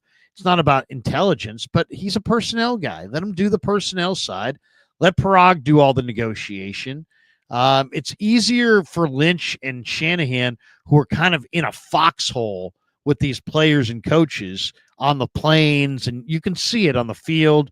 They're slapping skins and talking, high-fiving guys, and they're tight with their guys.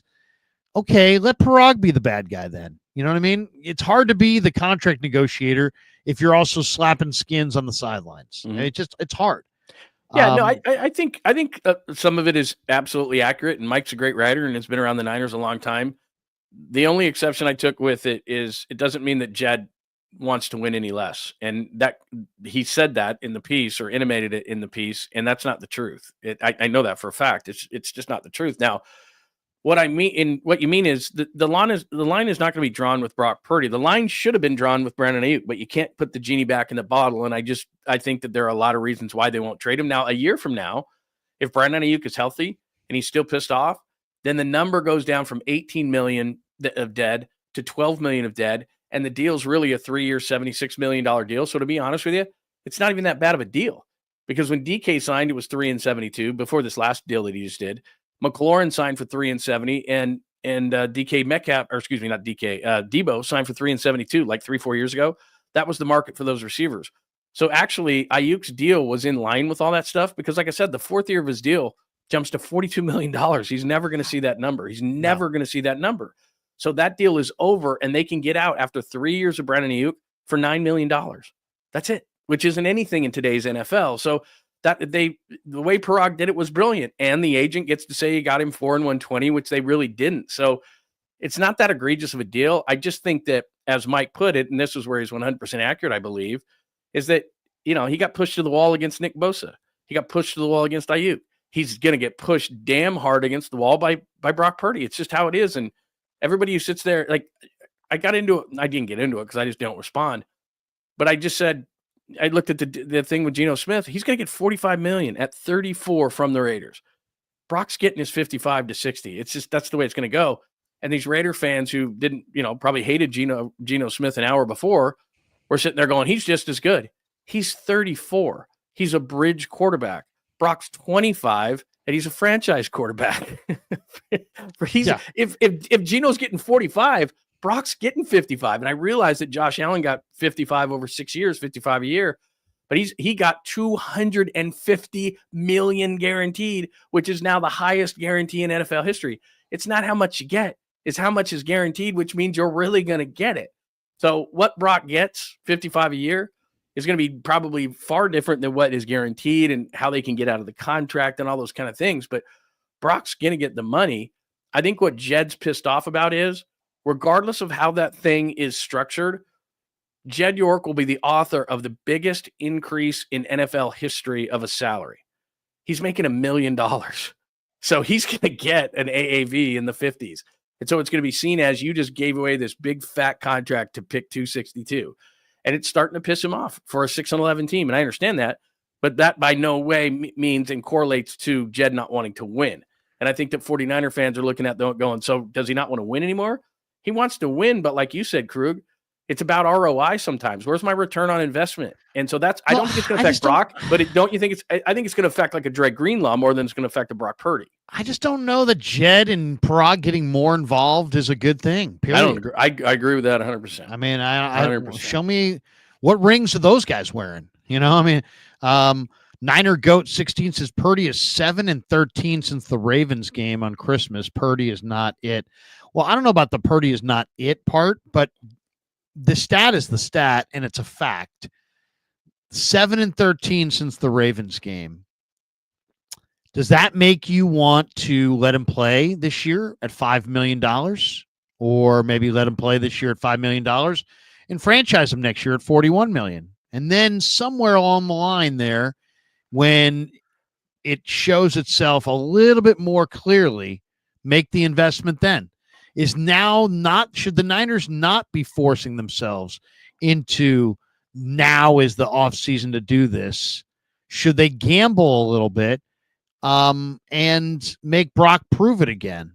7-13 since the Ravens game. Should they wait? Is it more prudent to wait than it is to sign him this year? Well, let's look at it like this. If this is where I think Jed kind of gets pissed, is because when Kyle Shanahan in the end of the year press conference, and you were sitting right there at dead center, lapdogs Brock Purdy and says how much he loves him and licks him up and down, and that makes negotiation a little bit more difficult, because the agent's sitting there going, that's awesome. He just said he loves him and is going to be here as long as we're going to be here. You don't say that in negotiations. You don't give all this guy accolades and praise when you know that you're going to have to negotiate with him in a little while. So if they wanted to do something, here's what I would have done if I were the Niners. Okay, you want to do what Seattle just did? But you rarely see it. It was a really ballsy move by Seattle to say, look, we have a starting quarterback who's not so bad. You want $45 million at 34, Geno Smith? We're not doing that. So we're going to go. And this is very, very rare. You have a guy in Sam Darnold who threw 35 touchdown passes last year, and he won't cost you 60. Now, he may cost you between 35 and 40, but he's not going to cost you 60 or 55. So if you really were pissed off and up against the wall and didn't want Brock, you could have done what Seattle did. You could have auctioned out. You could have called, because let's be honest, tampering is going on right now. When deals get signed at 12:01 tomorrow, and everyone goes, God, that must have been the best negotiator of all time. That got done in a minute. It's going to happen. So what could be going on, or should be going on, if I'm the 49ers, is I'm calling those teams with picks in the top 10 who need a quarterback, like the Jets at 7, and saying, hey, man, New Orleans, the Raiders, any of those teams. Well, the Raiders don't anymore, Geno Smith, but I'm calling those teams who need a quarterback but aren't in the range of Shedeur or Cam Ward and say, you want Brock Purdy? We'll give you Brock Purdy. And then I'm already on the horn with Sam Darnold. I'm saying, Sam, don't you want to come back? I mean, we resurrected your career. Go get Sam Darnold for 35 or 40 a year and show the balls that Seattle did to say that quarterback wants that money. We're not giving him that money, but we're not hearing that. Now, maybe that is going to happen, but I think Sam Darnold's going to Seattle. I think they made a brilliant move in not giving Geno Smith at 34 that money. They're going to get a 27-year-old Sam Darnold, who I think is better. They're going to pay less, and they're going to be set at the position longer. If they really didn't want to pay Brock, because there's rarely this situation where there's actually a viable quarterback where you could have an option and some leverage.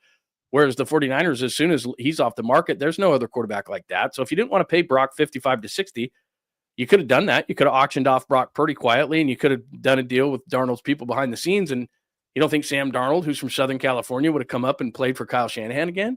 But I don't think they're going to do that. No, it doesn't sound like it. Okay. And the thing about the Jed and Parag being more involved, it's like, we'll see how this works out. Some people said it's the beginning of the end for Kyle Shanahan and John Lynch. I just think it's, you don't get forever. Okay. That's it. Okay. I'm sorry, some of these people, who work for the government, who lost their jobs, but guess what? Most people in the private sector, you don't do what you do get to do forever. All right. Good call. And it's you have to produce, and Kyle Shanahan's no different. He's done some great things here. They've gone to a couple Super Bowls, but they're now in their 9th year and they haven't achieved the goal, which is to win the Super Bowl. So I get it. I get it that Jed wants to tighten the screws and let's make sure that the expenditures are smart. And, I do think they'll keep spending. I do think Jed's, as passionate as ever about winning a championship. But I also think that, he's keenly aware that John has not been perfect as a general manager, that Kyle has not been perfect as a head coach. And they've had their flaws. So I think this is just kind of like a refocused kind of a deal where Kyle, you're a great play caller, call plays. John, you've had a great success in the draft on day 3 and after the draft. Get with your scouts and have another banner draft, and let's let Parag hammer out these agreements, and hopefully he can get it done on time. What makes me scared as hell is that the Niners are trying to be, we're going to be tough right at a time where they're trying to get a major contract done with a guy who holds really all the bottom line leverage on the year. Because if Brock Purdy holds out, the Niners aren't winning anything. And I think everybody understands that. So, it's on. I mean, Brock's going to say all the right things, but his agent's going to be the bad guy, and we'll see if this deal gets done. Let's hit some supers, and then we'll bolt for the door here. We got a bunch of people who want to weigh in via the supers. We got this one. This is not a super, but Josh says 55 million. Josh, 55 million. Brock, 45 million. Sounds about right all of a sudden. This is a super from Jim Mole. What's up, Jimmy? He says, LD, I'm just assuming the Niners will be back next year. Should I be preparing for more of a rebuild? No, I don't think so. The last place schedule, unless they have injuries again. They don't. They should win the division. Yeah, they're in the mix. They're in the mix. They may get beat in the playoffs, but they're going to the playoffs. I would feel very confident in saying that. MF says Larry Krueger, Saban, Sabalos analysis. Go. This is the Giants outfielder who they acquired this offseason from the Braves, I believe. And this was a guy who was a high school kid from Puerto Rico, and then he went to San Jacinto Junior College. And then he got drafted by the Angels in 22, and he climbed to the 3rd round. The Braves took him on the heels of his 333 season, and he hit well for them, and then came to the Giants in a move. And he's a pretty good athletic outfielder, and he went deep, I think, in the spring. So look for Saban Sabalos. I don't think he's going to make the team out of spring training, but he's a pretty strong offensive player.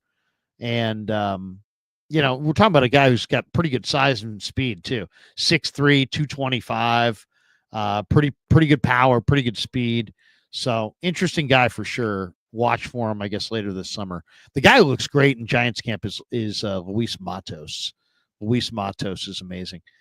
We got that one. We got this one from Jameson Wang. He says, Krug, my girlfriend is about to get in the car. It was like an hour ago. She's going to make me turn you off. So get it in gear and start this thing. Sorry, Jameson. And you got to win her over. MF said Larry interviewed Casey Schmidt. I did. Casey Schmidt went deep today. I really like Casey Schmidt. He's having a good spring. He looks good. Todd Cases, tell Sac State, DJ Jones, D-line at 11, and it's on. Tell Sac State. That sucks that DJ's going back to Denver. That would have been not that I thought that he was going to come here necessarily, but I kind of had that. All these guys that are, because we forget, not just the Niners cap went up, everybody's cap went up. So that hurt the Niners because everybody's numbers going up. Like, I like DJ Jones, but at 30, he's going to get 15 a year. This is also not the beginning of free agency. The guys know you got to get your money. It's not show friends, it's show business. Rick James, I say we try to get Hendricks, Trey Hendrickson, I think he's talking about, draft the ISU or the LSU tackle. Campbell. Which one's he talking about? Emory Jones, Campbell, maybe? Huh? What's that? Will Campbell, right? Then second defensive tackle, maybe Bosa for a year. All right. I like that. We got L. Kurtz in the house. He says draft a kicker or a punter at 11. This is not Al Davis. There will be no Janikowski. There will be no Ray Guy. Jesus.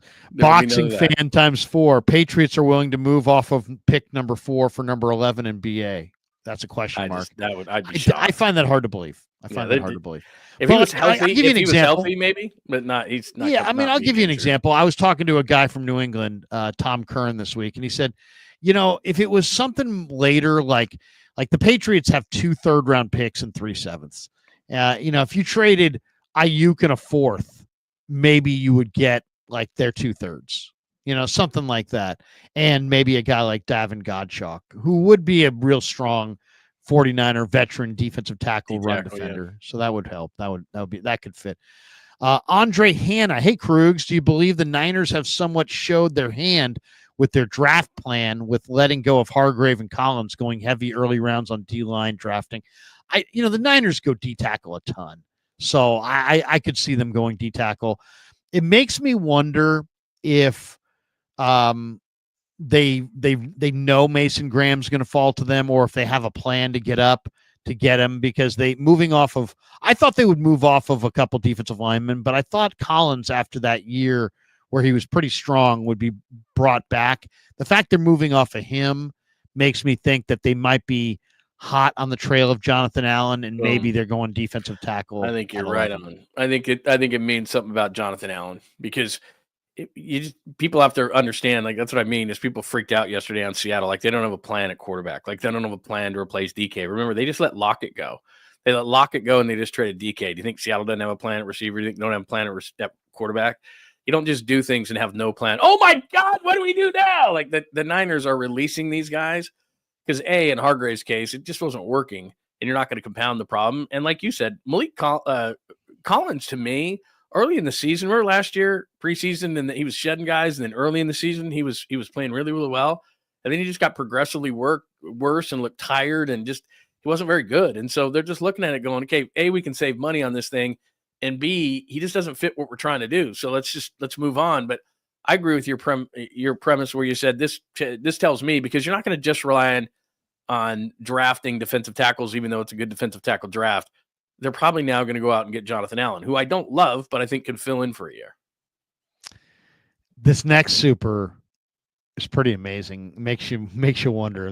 Talk about, you want to see the Niner world just explode. I mean, look at your face, sir. You can't wait. Think about this for a second. I'm going to put this up there, but just think about this for a second. If the Niners signed this guy tomorrow, oh my God. I mean, it would just be an explosion. Oh, no. LD Studios, Justin Fields, just watch. John, here's the thing. Brock's people are asking for too much money. Yep. You need a second quarterback. Fields is like, I love Shanahan. I just need to get in a good offense. I've been in a run offense in Pittsburgh, and I've been in a bad offense in Chicago. I need to play for it. I need what Sam Darnold got. I need the rehab. Okay, go to San Francisco. Yeah. One move, Justin Fields. The Niners have leverage against Purdy. They have a brand new quarterback debate. They have another, young quarterback. They have their backup. Fields has a direction. He's not the starter.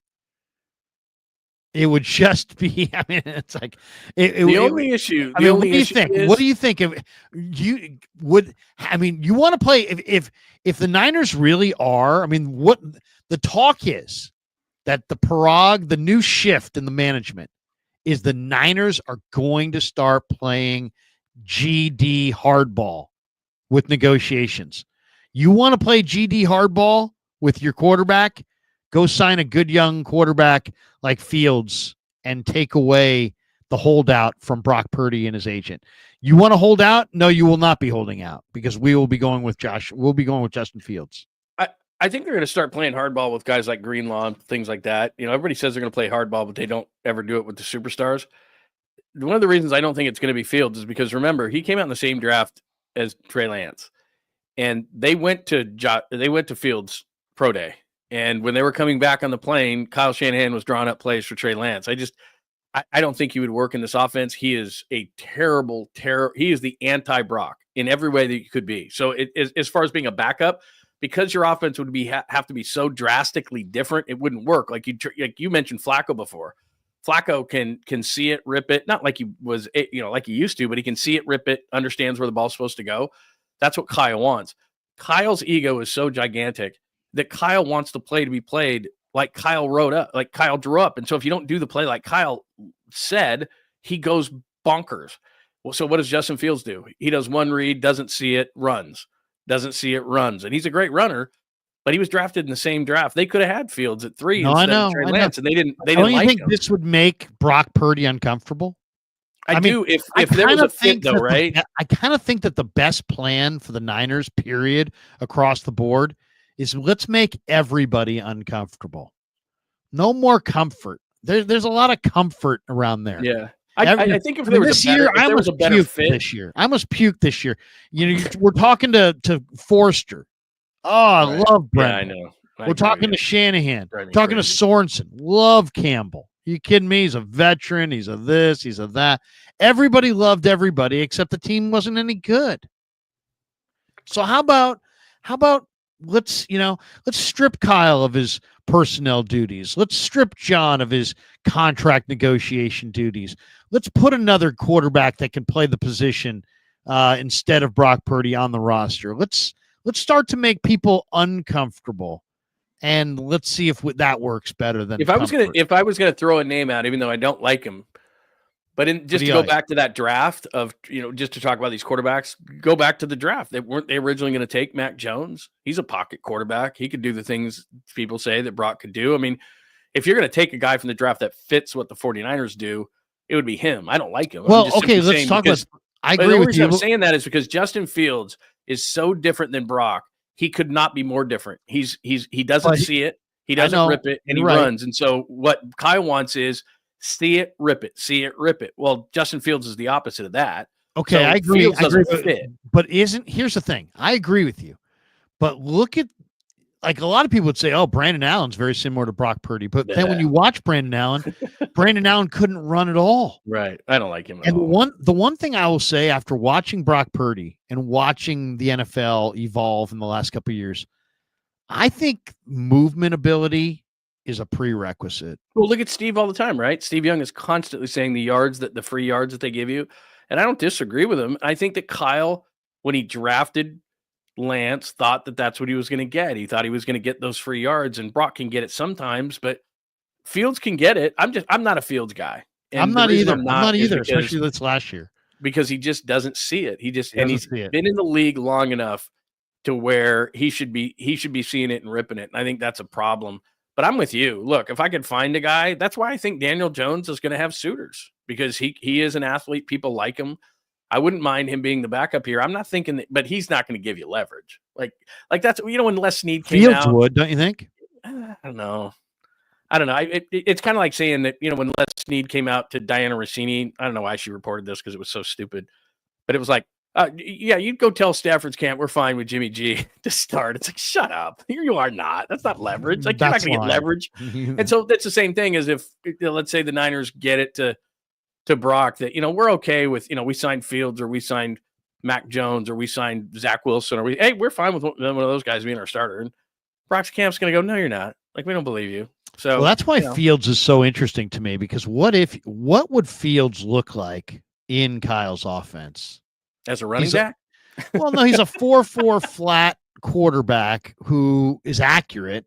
He just, as you said, he's terrible in the red zone because he doesn't throw with any anticipation. He doesn't see the windows opening up. He sees them too late. He's reactionary in his reading of the field, and he just doesn't see it. But I wonder if you put him on a team with great weapons and a great play caller, and would he be able to get the ball out of his hands and start to develop a rhythm? I don't know. I never saw that rhythm in Pittsburgh. I just never did. He wasn't horrible. He just wasn't good in the red zone. We got this one from Niner Goat 16. He says, Seattle cover 3 defense made history 3 times, 10+ point Super Bowl, fourth quarter leads blown. Time for a change. Julian Edelman clowned the defense. Yeah. He's talking about the Super Bowl. Yeah. Yeah. I mean, you know what? They talked about this. They talked about this. And again, you were there at the press conference. He was asked point blank, and he likes this defense. And by bringing in Robert Saleh, this is what Robert Saleh does. So will you make variations from what Pete and the Seahawks did and what from the Niners did? Sure, there's always variations to it, but you're not going to be a Mike McDonald, where Mike McDonald is like they have like an amoeba defense where depending on who they're playing week to week, they're going to change up what they do. The Niners are going to do what they do. It's just a matter of, you and I have talked about this the entire show. Your personnel has got to be better. Yeah. I mean, look, you can have the greatest DC, you can have the greatest defensive game plan. If your defensive tackles were the crap that they threw out there last year, and Dre Greenlaw and Devonte Campbell's chasing guys down the sideline, and all you can see is his back, I don't care what your defensive game plan is, you're going to suck. And that's what they did. No question about it. We got that one with this one I hear from Pib, who says Lund knows. I think he will be a defensive monster this year. Who's he talking about? Sure. That was from 9:43. That was only 4 minutes ago. Andrew Bogert says, "Pay Brock. It's make him and make him confident. Make him confident. He's the guy. They're gonna pay him. I mean, I think it's a foregone conclusion. I don't think that there's any doubt about it, unless tomorrow something crazy happens and Sam Darnold becomes a 49er and all of a sudden Brock's on the market. But that's what Seattle just did. I give Seattle a ton of credit, because most teams, what they do is, even if they don't have a great one, if they have a good one, they keep them, because if you don't have at least a good one, you can't go anywhere. Your guy look at Miami last year. Tua gets hurt, Skylar Thompson or whoever, Tyler Huntley, whoever. If you don't have a competent quarterback, you can't go anywhere. It's like being stuck in the mud and stuck in the snow at the same time. Like, you're going absolutely positively nowhere. Josh Allen, or not Josh Allen. Just when the Niners. It's proven through time, even when Jimmy got hurt. Kyle Shanahan, when he's got a healthy quarterback, he's all right. But guys get hurt, good night. It's interesting. LD Studio says Pittsburgh only had one wide receiver, Fields. Watch. The one thing I'll say about this, and I wouldn't even say they had one, because George Pickens. Oh yeah, he's got his own issues. But it is interesting. It was 2 years ago. What was it? When they started free agency with Sam Darnold, by adding Sam Darnold. You're right. That's a good point by you. And you're right. I the way Kyle thinks about quarterbacks, will he start free agency tomorrow with Fields? Mm-hmm. And how much discussion would there be? I mean, you want to talk about throwing a smoke bomb into the room. If the Niners sign Justin Fields on the first day of free agency, if they absolutely rock the world. I mean, it would. I mean, I could do a stream tomorrow with. You could do it for 24 straight hours. It'd be 10,000 people in the room. Yeah. No, it'd be interesting. I don't think they're drawing the line there. I think that people are misconstruing what the article was that Silver wrote. He's gonna draw the line, but it's like everything. You draw the line at mediocre players. I'll show them. I'm gonna kick this guy off the team. Well, yeah, he's not he got a DUI. He's out of here. Yeah, okay. Your superstar player's not out of here, but I get it. You treat everybody differently. I think what that means is, if Dre Greenlaw wants $1 over what the 49ers are thinking he's worth, there's no Dre Greenlaw.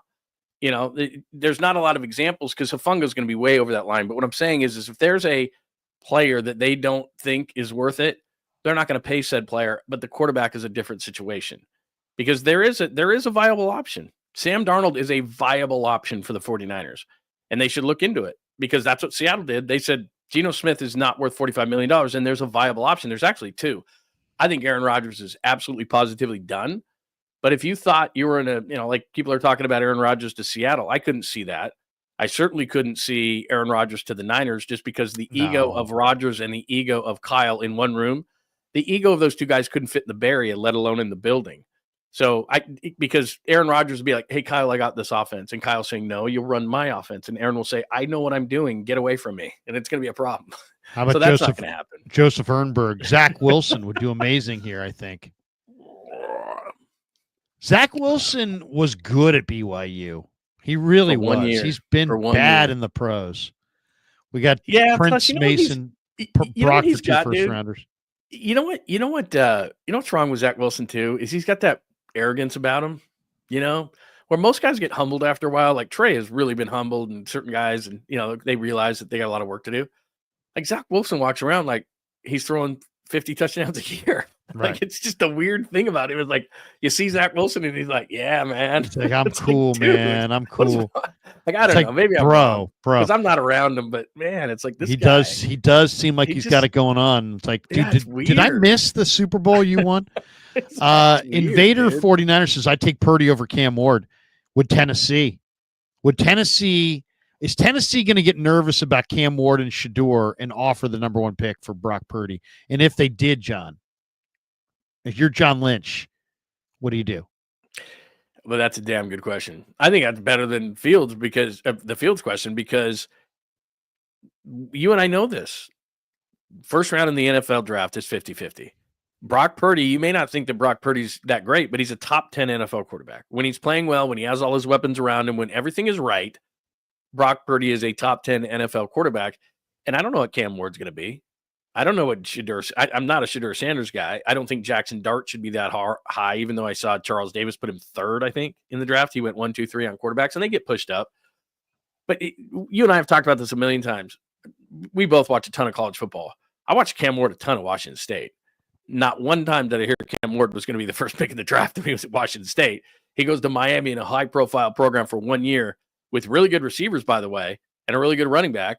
And all of a sudden, he's going to be the top pick in the draft. Like, that's a pretty big ascension. Did you ever hear Cam Ward as a first-round pick, let alone the first overall pick when he was at Washington State? I mean, he was good. No, and I called some guys up in Seattle this week, and I'm like, what do you think of Cam Ward? And they said, he's a huge ego, and he was just, like, really difficult to get along with at Wazoo. Now, I loved watching him this year at Miami, and there's something really magical about him. Like that Cal game this year, he was great. Oh, I was there. Yeah, he was great. The other thing, he kind of reminds me of Lamar from the standpoint of he runs with poise. Mm-hmm. So like when he runs and guys are after him, he's like Lamar. He's not panicked. He's under control. He's calm. So I there's something about Cam Ward that's really special. But I still though, there's a failure rate of quarterbacks. You mentioned it off the rip here, and there's no question that there's a lot of hit and miss there. So Brock Purdy is a much more of a sure thing than Cam Ward or Shador Sanders at this juncture. And I'm not a Jackson Dart guy myself. I like 2 quarterbacks in this draft outside of Cam. I like Cam. But I also like Riley Leonard from Notre Dame. I see a little magic there, and I like Brady Cook from Missouri, who's got great mobility. Brock Purdy ran a 1.54 10-yard split. Brady Cook ran a 1.53. So he's quick. Well, let's just for some fun, teams in the top 10 in Tennessee, Cleveland, Dijon. Okay, so let's just say for the sake of conversation, the Jets called. They have no quarterback. The Jets call at 7 and say, "Hey, Brock Purdy for this pick." Do you take 7? I mean, let's say Sanders and Ward are off the board, which they probably are. And, free agency's already happened. So, I mean, if the Jets call it 7, do you want to trade Purdy for the 7th pick? Because I bet the Jets would do it. Like, if I'm the Jets, I've been looking for a quarterback forever. Purdy's a top 10 quarterback in the league. He's not going to be, I'd try to pick Garrett Wilson off or something as well. Yeah.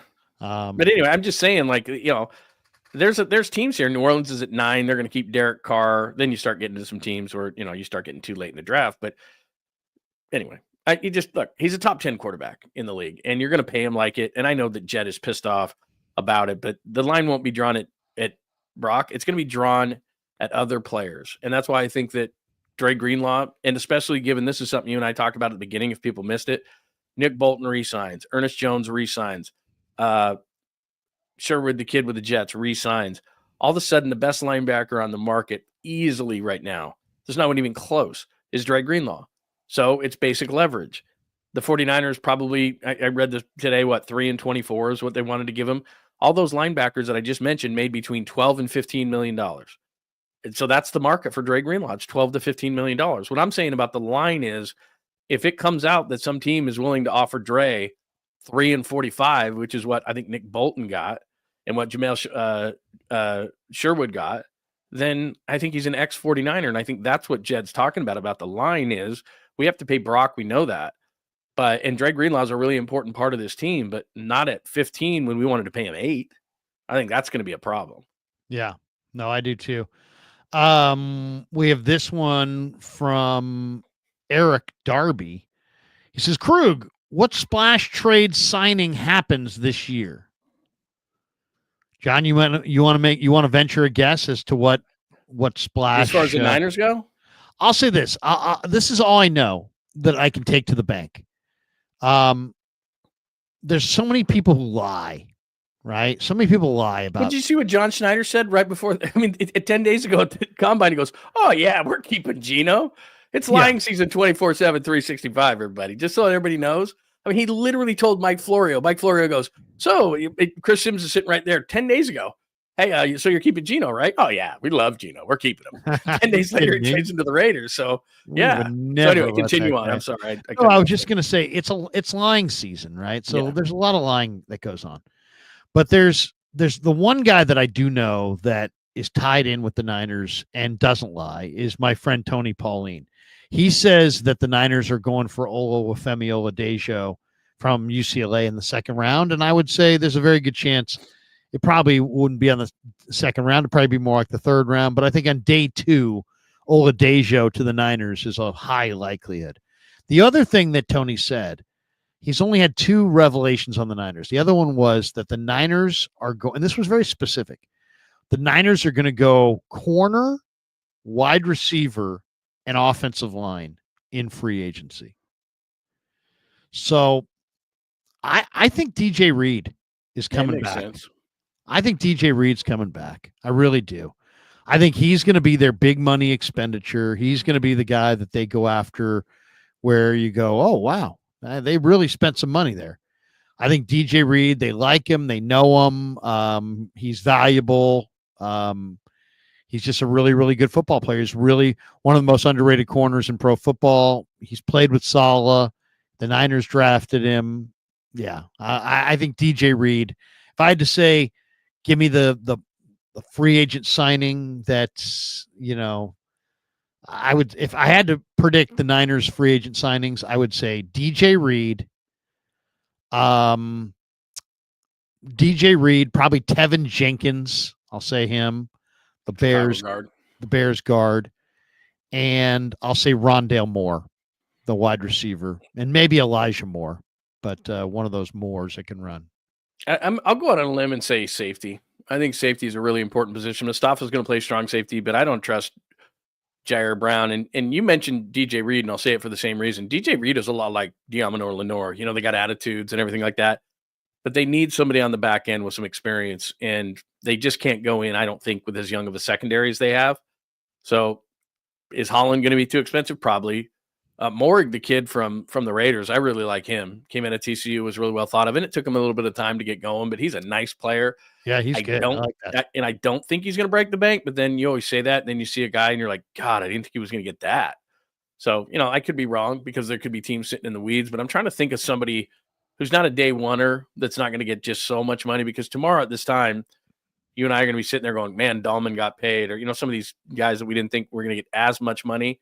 Because the number went up. The number went up, and there's a lot of teams. New England's got a boatload of money. They're going to overpay people. The Raiders have a bunch of money. They're going to overpay, although they just took on some with with Geno. Seattle now all of a sudden, Seattle released half their damn team. Draymond Jones, guys like that.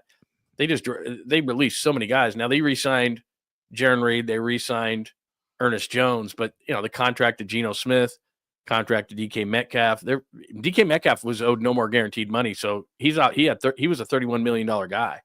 So Seattle saved a lot of money, so they can go out and sign some guys. There's going to be a lot of silly money like there is every single year, and all these guys, we're going to shake our head tomorrow. We think we're desensitized to the money, and we're not. So we're just going to see ridiculous deals to guys who, in a year or two, it's going to be just like Javon Hargrave. It's like, ugh. I mean, that Hargrave thing, what a disaster that was, huh? Oh, my God. I mean, it was terrible. We literally, that day that he signed, were like, how is anybody going to block a line that has Javon Hargrave and Nick Bosa? And it just didn't materialize. No. It just never really came together. Yeah, I'll say Cam Bynum as a safety that I think. Ooh, yeah, I like that. You brought that up earlier. That's actually a really good call. Cam Bynum would fit, but I do think if push comes to shove, you got to have some money. You got to have a willing party. You got to have, so I think DJ Reed, I think is going to be a good fit. I think they'll pay him. He's got an attitude. The Niners like that, Yeah. And obviously Saleh coached him.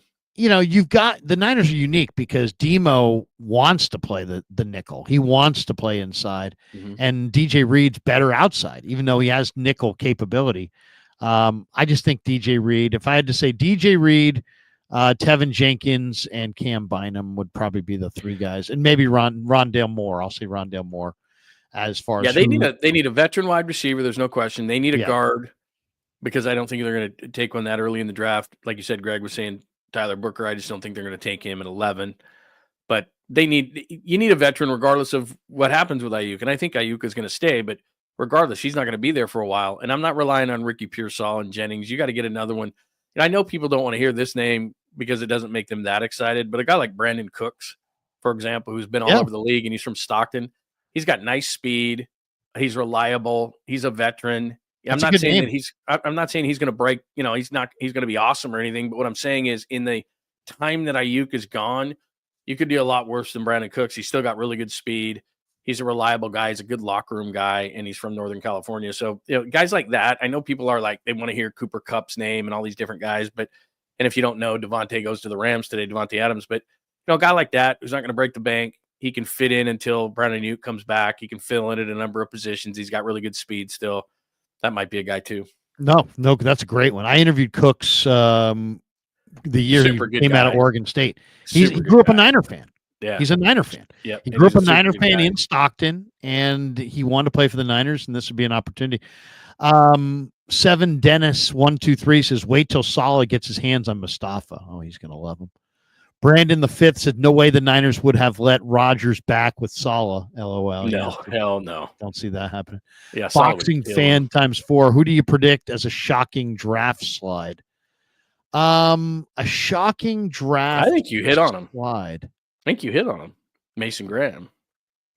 Yeah, I think Mason Graham could. Because early in the process, people were talking to him in like the top 5, 4, 3.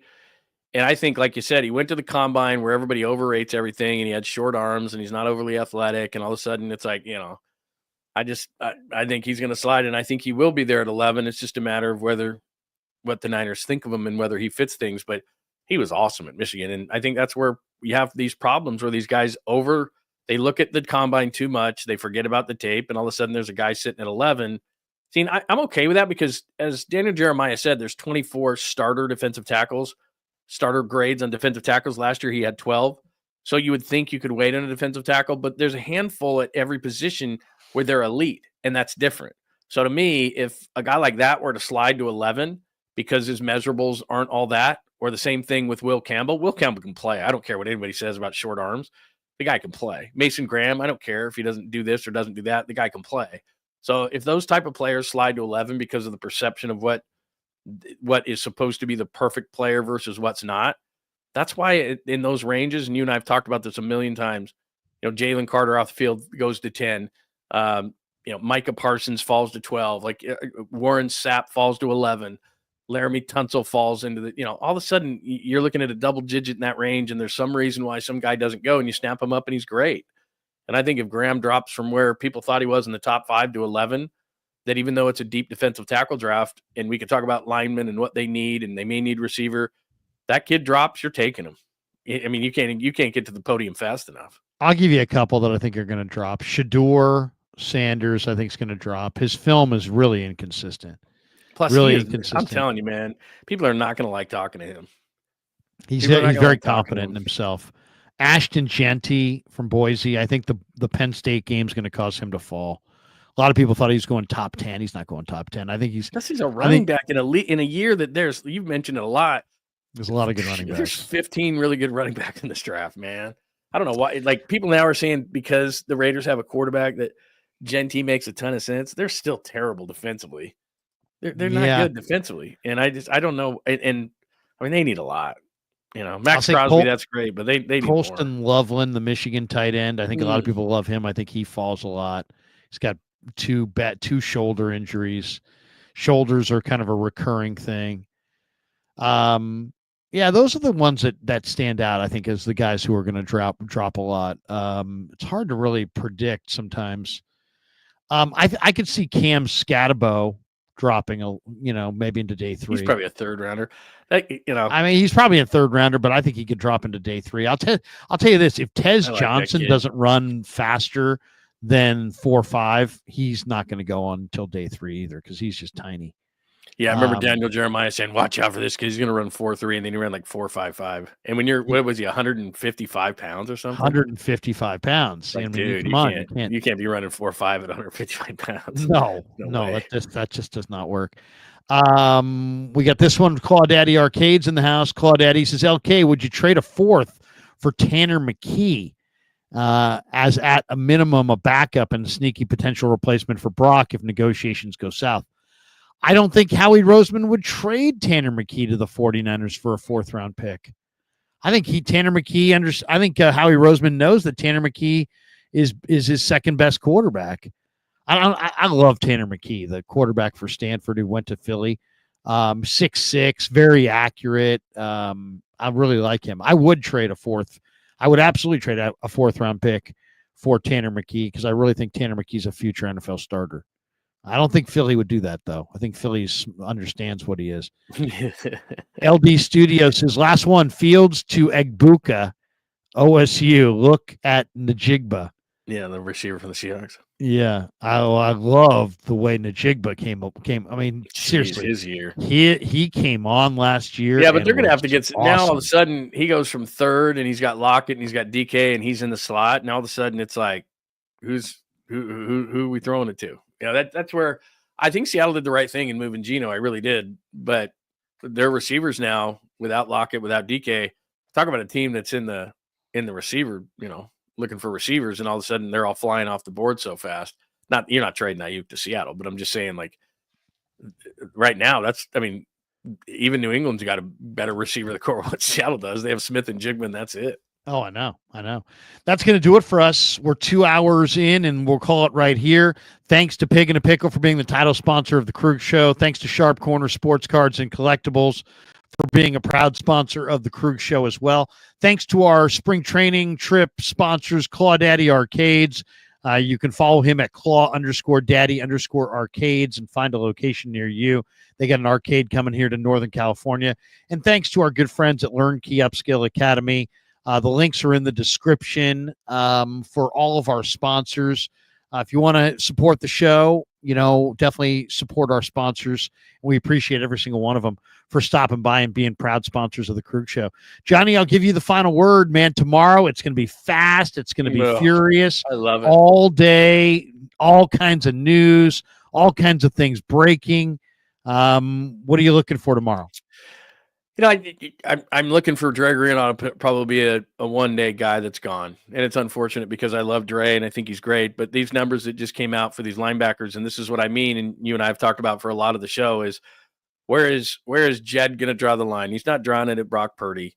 He's going to draw it at deals like Dre Greenlaw, where 3 linebackers signed today that are really good, and Nick Bolton, Ernest Jones, and Jamien Sherwood, and they all signed between $12 and $15 million a year. And I had read something that the Niners wanted to stay in about a 3 and 24 range at about 80 a year, and that's just not going to be possible. He's the best linebacker. So if you're looking for a linebacker, he's really the only one left. I mean, there's a few guys left, but there's nobody like Dre Greenlaw. So by far, because the market did what it did today, that wasn't good news for the 49ers. So now you got a guy out there. There could be a bidding war. I just don't see it. So I think that Dre Greenlaw, by 24 hours from right now, I think he's going to be a day oneer, and I think he's going to be a former 49er. Unfortunately. Man. Sounds like the Rams really badly want Greenlaw. That would suck. That would suck. To have him go to, because he does. Look, he's coming off the Achilles, and you and I have talked about it a million times, and everybody watching knows.